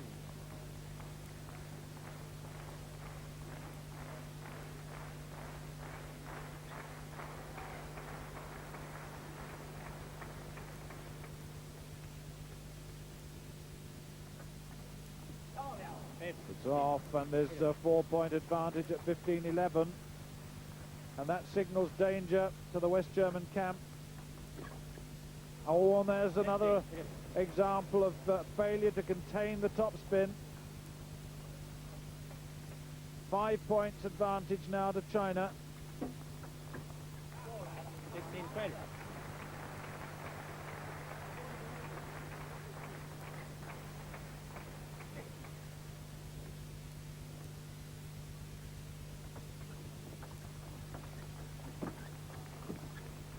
Eight, 17-12. Roscoff a little unlucky there. He opened the rally up with a good receive of service, but still lost even though he got his strength in. And then followed it with that, and that way may well be the coup de grace. He's now 6 points adrift. And 1 set to love down. I think the telling point here has been Roscoff's return of service. Teng Yi has caught him out twice or 3 times on each batch of 5 serves.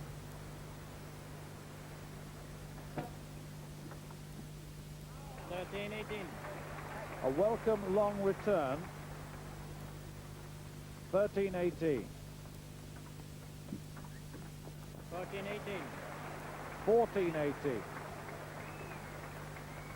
Good little spell.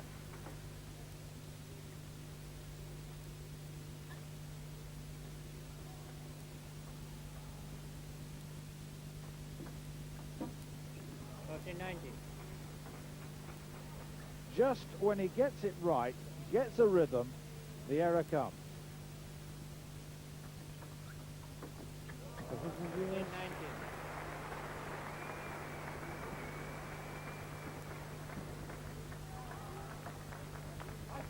He needs this point now to stay in the game. He certainly does. He's going to have to face up to some services in a moment. 19-16. Ah, there it is now. Teng. With 19-16 and the service changing, I wonder whether Roscoff can contain Teng Yi. He has the luxury of a buffer of 3 points along with that service, and he just needs 2 points to win the game for China.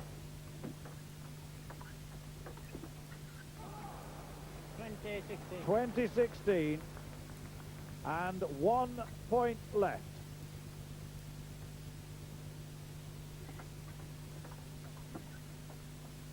That's off at 21-16, 21-19, 21-16. Teng Yi has beaten Jörg Roscoff, and China move now 4 games to 1 in the lead. Has taken the first set against Yu Shentong, 22-20. We join it for the second. Second set then underway. And the Federal Republic of Germany 1 set to love in the lead, but in team terms they're 4 games to 1 down. It's the first team to 5 games, and so Boom desperately needs to win this to give Roscoff a chance in the next game against Chen Long's Can, and that will be a difficult encounter whatever.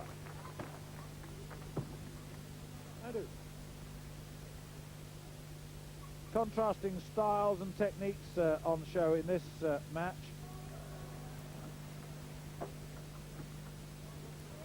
And a young man who is developing his trade, so to speak, at the far end of the table. And Boom trying to maintain the discipline that took him through to win the first set 22-20.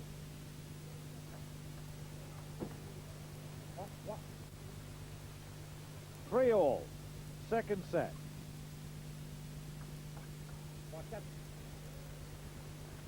A tentative start, Kevin, to this one.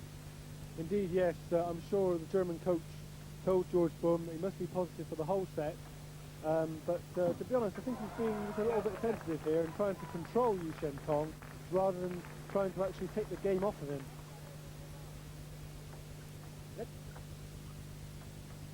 Yes, he's certainly got the higher world ranking and a great deal more experience. And one would have expected him to be a great deal more positive about this. But it's 4-all. And it's the second occasion we've had a chance to look at Yu Shentong. His first outing against Roscoff. He lost it in 2 straight sets. So this is better. And you can see that there is a future for him. And Boom here knows that and hopes that he won't come of age in this particular match.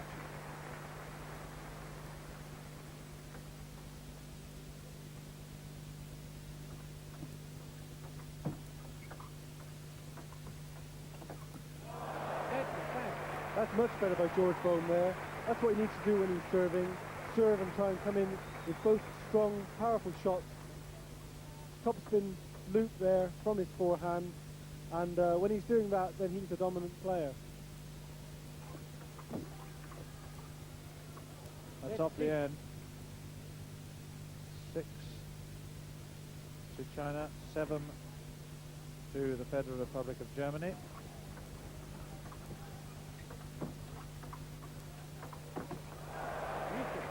Much applause all around this area because a very important match this between these two.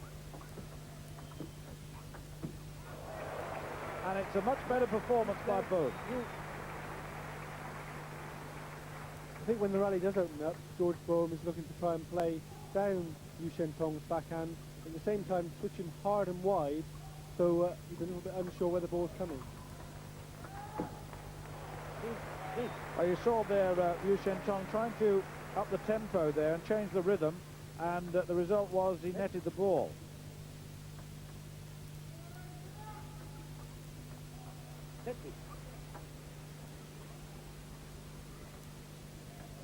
(7-10). Second set. And that's off the end too, I think.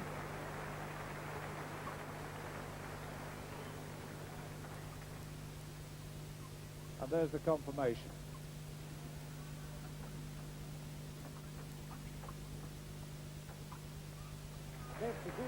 I think now that he's managed to work a lead, George Bohm has relaxed a little and his shots are starting to flow.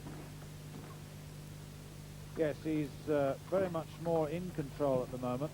Having said that, he committed that error, but it was in a sense caused. But he has a bit more discipline and control, as you say.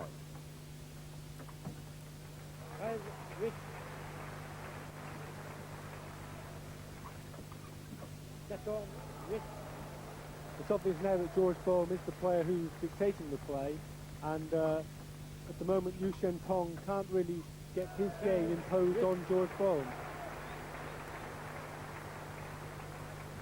That's right, and 15-8. 9.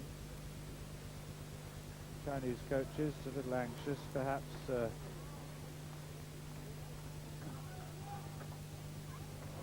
They will have some sort of post-mortem on this game afterwards with Yu Shentong, I'm sure. They'll all tell him exactly what he did wrong. Incidentally, coaching while the set is taking place is not allowed, but little signals and such like do tend to creep out to the players. All best. 11-16. All wicket. Better. 6 points now. The advantage to Germany.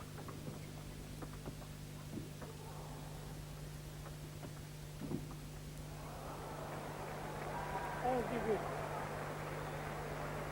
A little bit unlucky there, Yu Shentong actually volleyed the ball without the ball hitting the table, so therefore he loses the point. This we do.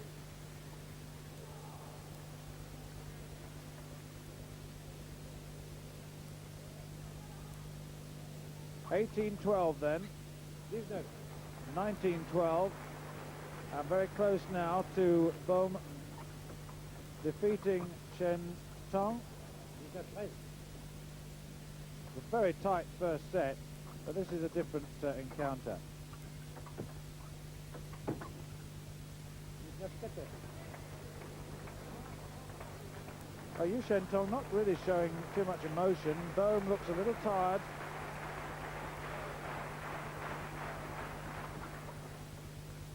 This that can. I think the crowd realised that George Bohm has just taken the pressure off there, and they're very keen for him to get this set over and done with and on to the next one.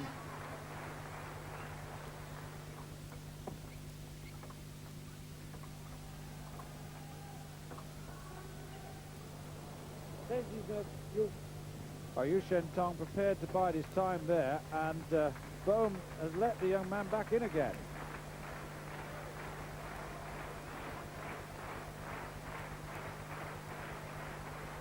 Change of service coming at an opportune moment for China. And it was a good service too. 2 points down now. And surely Bohm won't let it go. Or will he?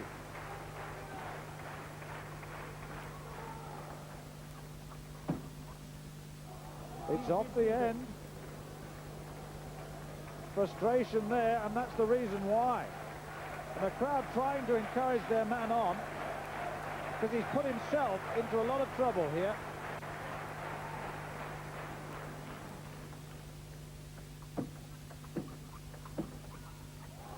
Oh, I say. 19 points all, and the 3-point buffer has gone, and Yu Shentong showing a certain maturity here.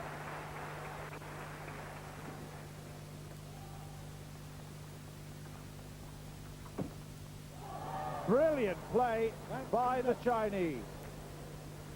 4 points in a row he's won.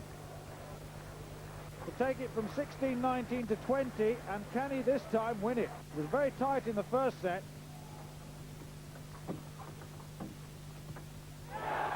Oh, that was better. That was total commitment. It was all or nothing there. And once again, it goes to 20 all. It went to 20 all in the first set, and it was won by Bohm 22-20. It's 20 all again, but will the result be the same?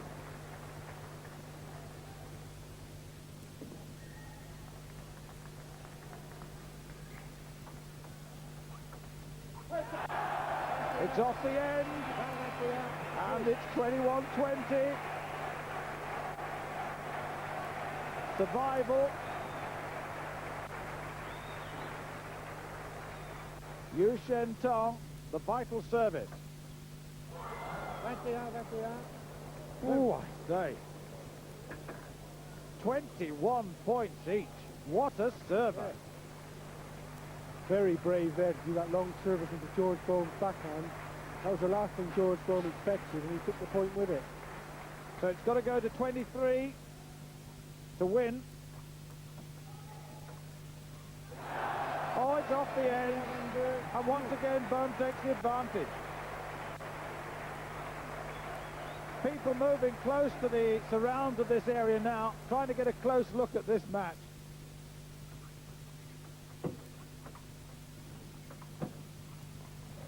Oh, he's lost the initiative again, 22 all. And it's now got to go to 24. 2 clear points essential for victory. I wonder what's going through Bohm's mind now.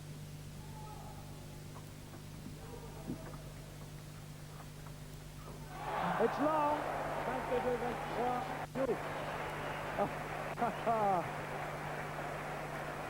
23-22, West Germany and George Bohm.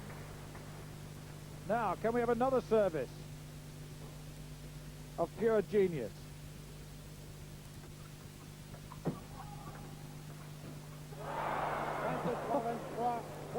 Well, what a nerve you've got there from Yu Shen-tong. 23 all. It's got to go to 25 now. No holding back there from Yu Shen-tong. Very brave. Went for the smash straight up the first ball. Incredible set, this.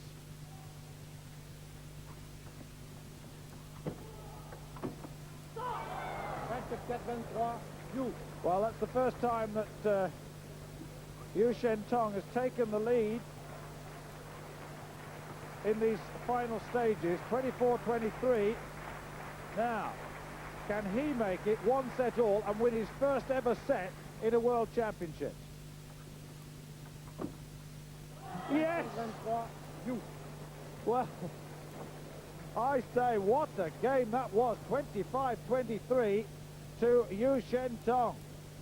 Well, those score lines, evidence of close encounter. 22-20, 23-25. 1 set all.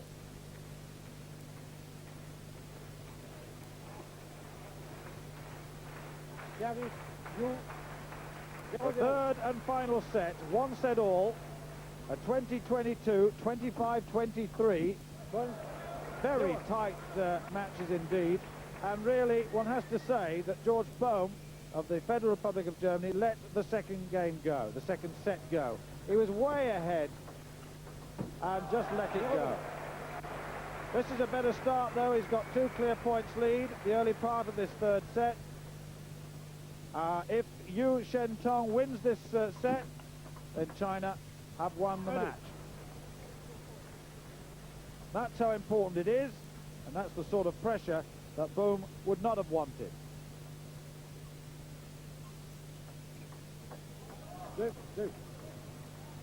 Two all.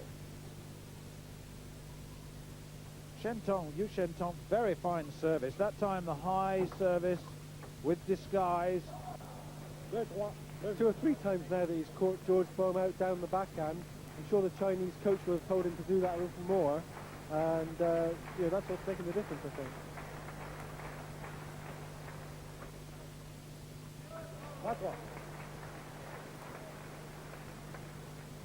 Well, in his own personal record book, he'd have won a set in a World Championships in his first appearance, so I must say I can't quite agree with the Chinese coach's description of this player, though. Yu Shen-tong, he described him as a novice who needs a lot of experience and a lot of help and a lot of work.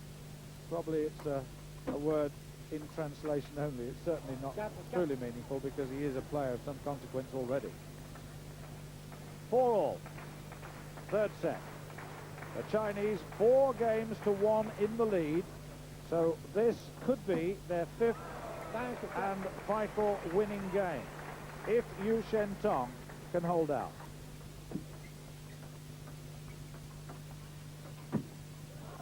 Thanks. There's tremendous pressure now on George Bohm. He knows as well as anybody that he let the last set go, and in front of the home crowd, he's just defending the whole match now for Germany, and it's just up to 21. Yes, not a lot of time, not a lot of points between him and a West German demise here, should that be the case.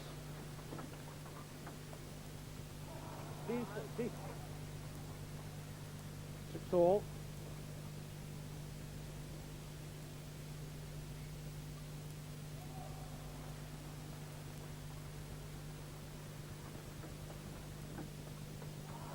Set the seat. I like the enthusiasm that the Chinese players show when they get to the end of the table. They really do work and enjoy what they're doing, and it's evidenced in the nature of their play, uninhibited but constructive. You can see Yu Shentong now growing in confidence all the time. The service again fast into George Boehm's backhand, and at the moment it's looking pretty grim for George Boehm.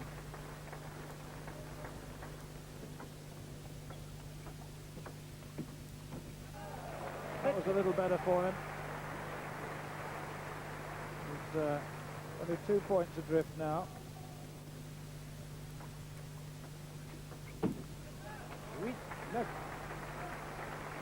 Well, that topspin smash missing the table again. And there have been a fairly high percentage of misses by Yu Shentong in an area which is described as his strong area. 1 point down. Boehm. His service.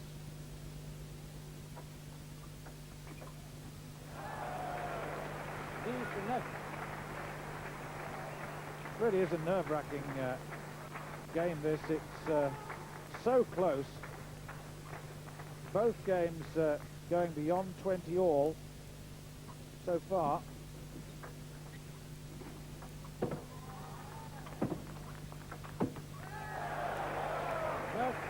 The thing is, with table tennis, you can have what you feel is a comfortable lead, and because the points are over so quickly, 4 or 5 points can be gone in a matter of seconds. He's on.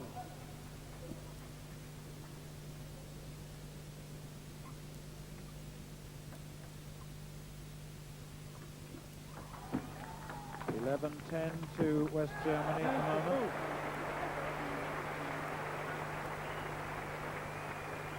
And Yu Shentong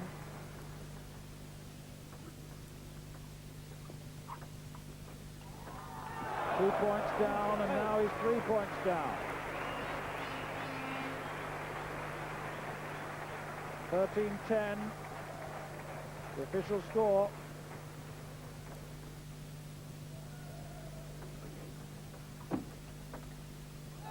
He's 4 points up now, George Boehm, and I'm sure the German bench will be making sure he doesn't lose his concentration this time.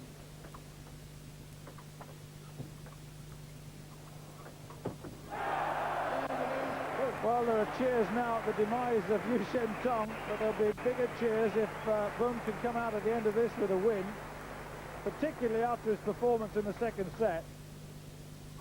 If you watch closely here, George Boehm actually returns the ball off the edge of the table. Fantastic shot. And the advantage now is 6 points. And Boehm in a similar position to in the second set. And I'm sure those thoughts must be going through his mind, and whether that history will repeat itself.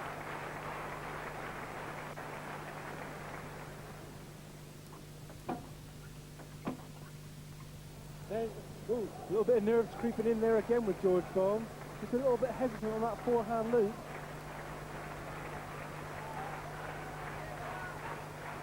What an atmosphere around this table. He's there to do. 17-12.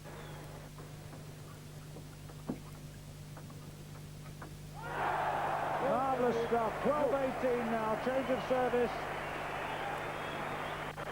And Yu Shentong this time on the rack.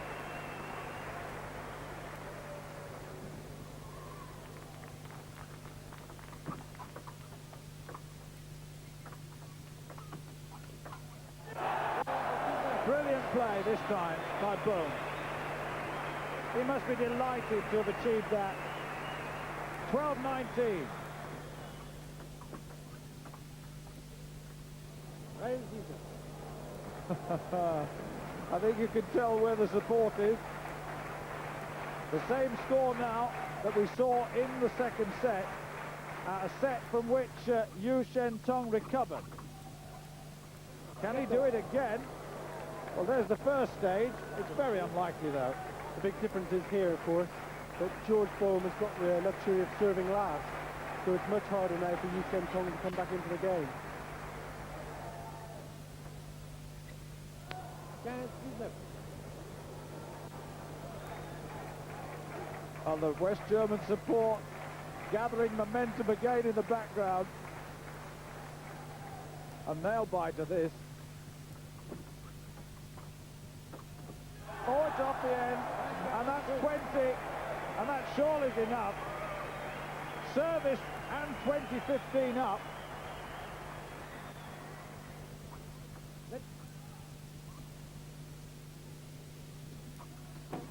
Yes! 21-15. 20-22, 25-23, 15-21. Marvellous win. So on the match front, it's 4-2 in favour of China.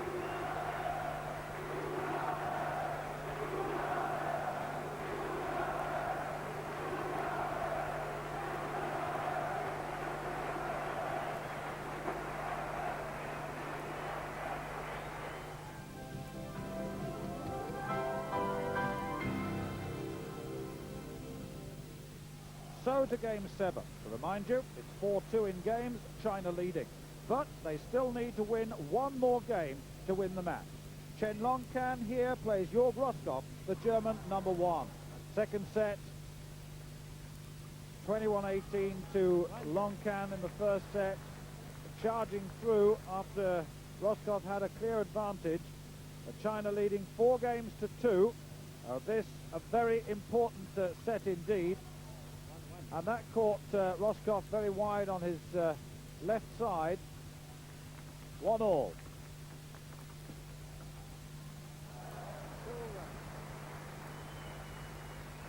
And of course, if Roskopf were to lose this second set, then China would be the winners. 5-2. Chen Longcan, very talented. And the manner in which he came through at the end of the first set leads one to believe that he's got another gear when he needs it.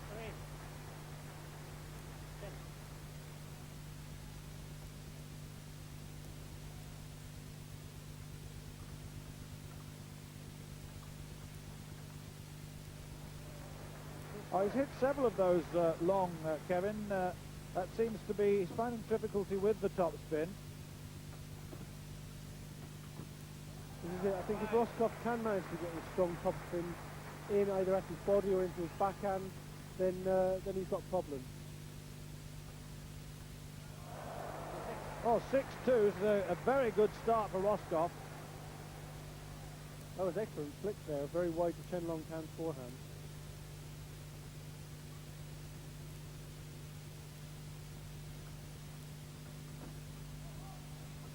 Hard drive. Difficult to contain. Excellent serve there as well by Chen Longcan. And again, two very good serves and followed up with a forehand smash. Yes, his follow-up was very positive and it got its reward. And Roskopf will have to change the play just a little, and that was a little boost for his morale. 7-4. Second set. You probably heard that announced. 7-5.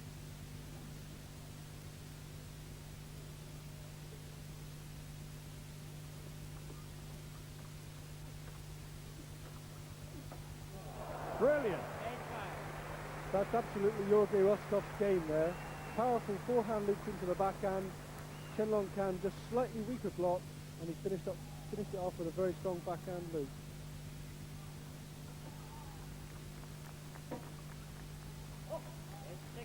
I think there's an example of That ball being struck straight at Roscoff, he had really no alternative there. Straight into his body. This is the tactic Chen Long Kan is trying to use. Roscoff's a very big lad, a very big shot, and if you hit the ball straight at him, then it's hard for him to make space to play them. 7-9. Won't enjoy that little problem.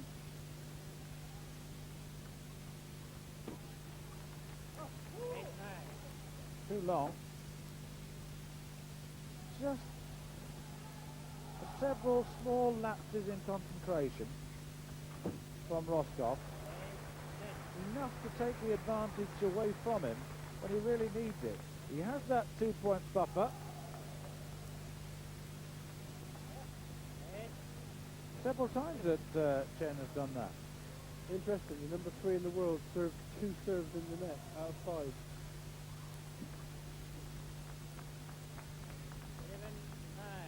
11-9. He was fortunate there that Roscoff helped him hitting that ball off the end of the table. If he'd really taken full advantage of his situation, Roscoff, he could have been 4 points ahead here.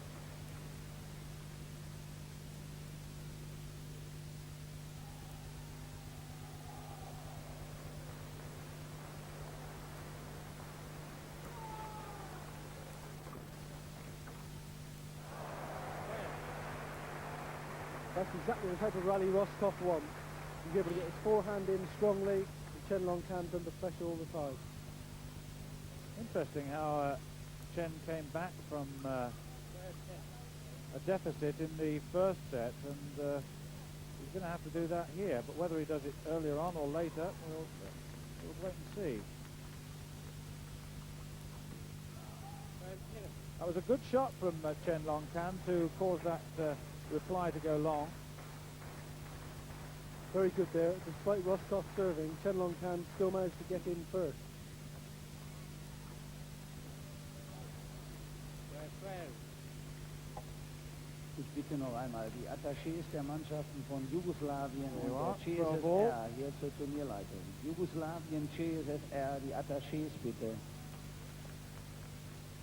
That announcement calling Yugoslavia and the Soviet Union to a table not too far away. 12. 10. Very good tactic there by Chen Long Kan. Roscoff had tried 2 very big backhand topspins, missed both of them, and Chen Long Kan gave him the opportunity to play another one straight away. He didn't take that opportunity, instead played a very poor shot.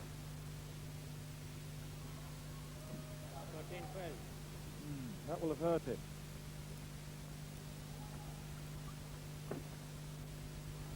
15, 12. And it's slipping away.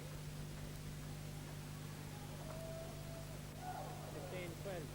Bad phase for the West Germans here, and the Chinese looking good. When it really matters, the Chinese are so relentless, extremely good serve, and you know they're going to follow up with a forehand smash. Very hard to play against.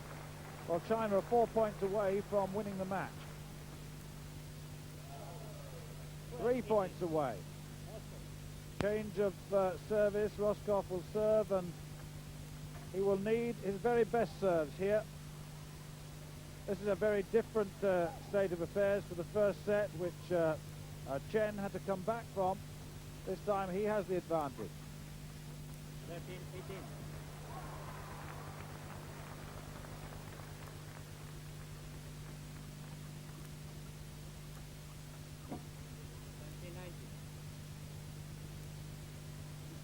19. 2 points away.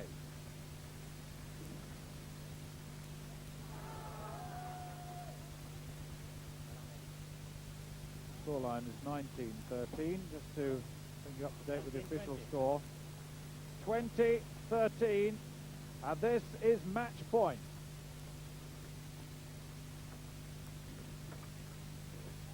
That's it, 21-13, and China have won the match 5 games to 2. Chen Long Kan seals it, 21-18, 21-13. Well, there's the Group AA table. China at the top of that table, 2 wins from 2 matches. Hungary are second. They beat Belgium 5-3. There's still a slender chance for the Federal Republic of Germany to qualify, but Hungary looks strong and may deny them. Moving on to the women's competition, China again dominate Group AA, and one more win will guarantee them a place in the quarter-final. Stay with us on EuroSport to see how they fare in their match against Yugoslavia.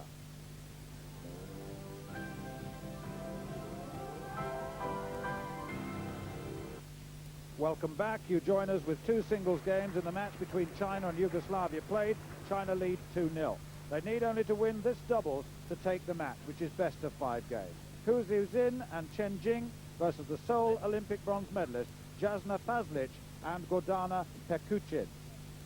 An interesting contest anticipated with the bronze medalists against two Chinese players, both renowned in the singles arena. Kevin. Very interesting game this. The Chinese women are regarded as being very strong, and they swept all before them in the last World Championship, and I have a feeling perhaps they might be looking to do the same again. Chen Jing on the near side, and Hu Zizin on the left, and Chen Jing, the left-hander, and that's Fazlic. 2 all, first set, and the Yugoslavs a little overawed in the singles, the first 2 singles games, and need to do something now, and I wonder whether that Olympic pedigree will allow them to do it. Well, the Chinese standing their ground and forcing the Yugoslavs back from the table. 3-4. For those of you who don't know, at home, it's a rule in table tennis that when playing doubles, you serve from the right-hand side of the table into your opponent's right-hand side of the table. And it's Chen Jing, the server. And looking at her pedigree, it's a significant one. She's the Olympic singles champion. A good soul, and that's Hu Zizin. 6-5. Right-hander, 10 holds. And that is Pekuchin. 6-6. Two Yugoslavs anxious to get on with this, and not doing too badly at the moment. Lots of topspin coming from the Chinese. Hu. 7-7. 7 all.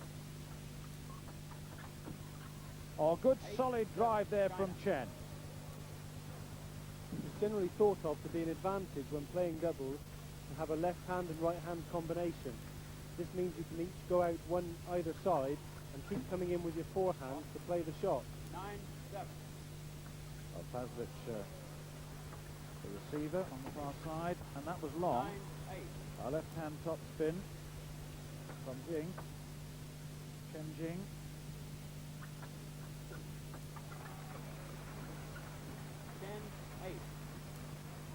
A very powerful Chinese team these Yugoslav women face. 11-8. And they've got a 3-point advantage in the first set. Yugoslavia desperately need to win this to stay in the match. Yugoslavia.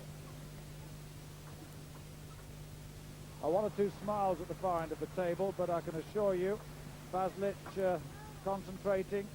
10-11.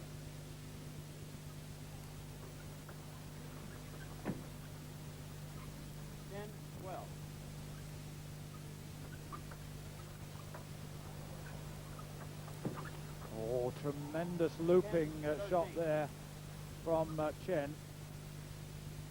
The Chinese are relentless, and it's them that they're getting in with the forehand topspin virtually all the time here. 10-14. Well, the Yugoslavs letting them get away a little bit here, and this is crucial at this stage of the game. Remember, you've just switched on 2 games to love down the Yugoslavs, and if they lose this, then they've lost the match. There's best of 3 sets in the doubles. This is the first.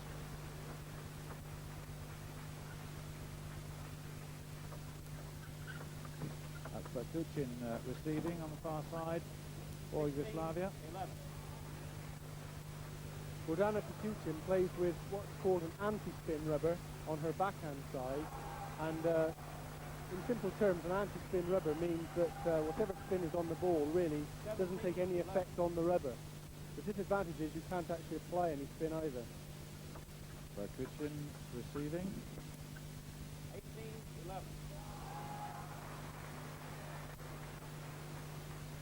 And the Yugoslavs now in trouble here too. 18-11. And the Chinese have got an uncanny understanding.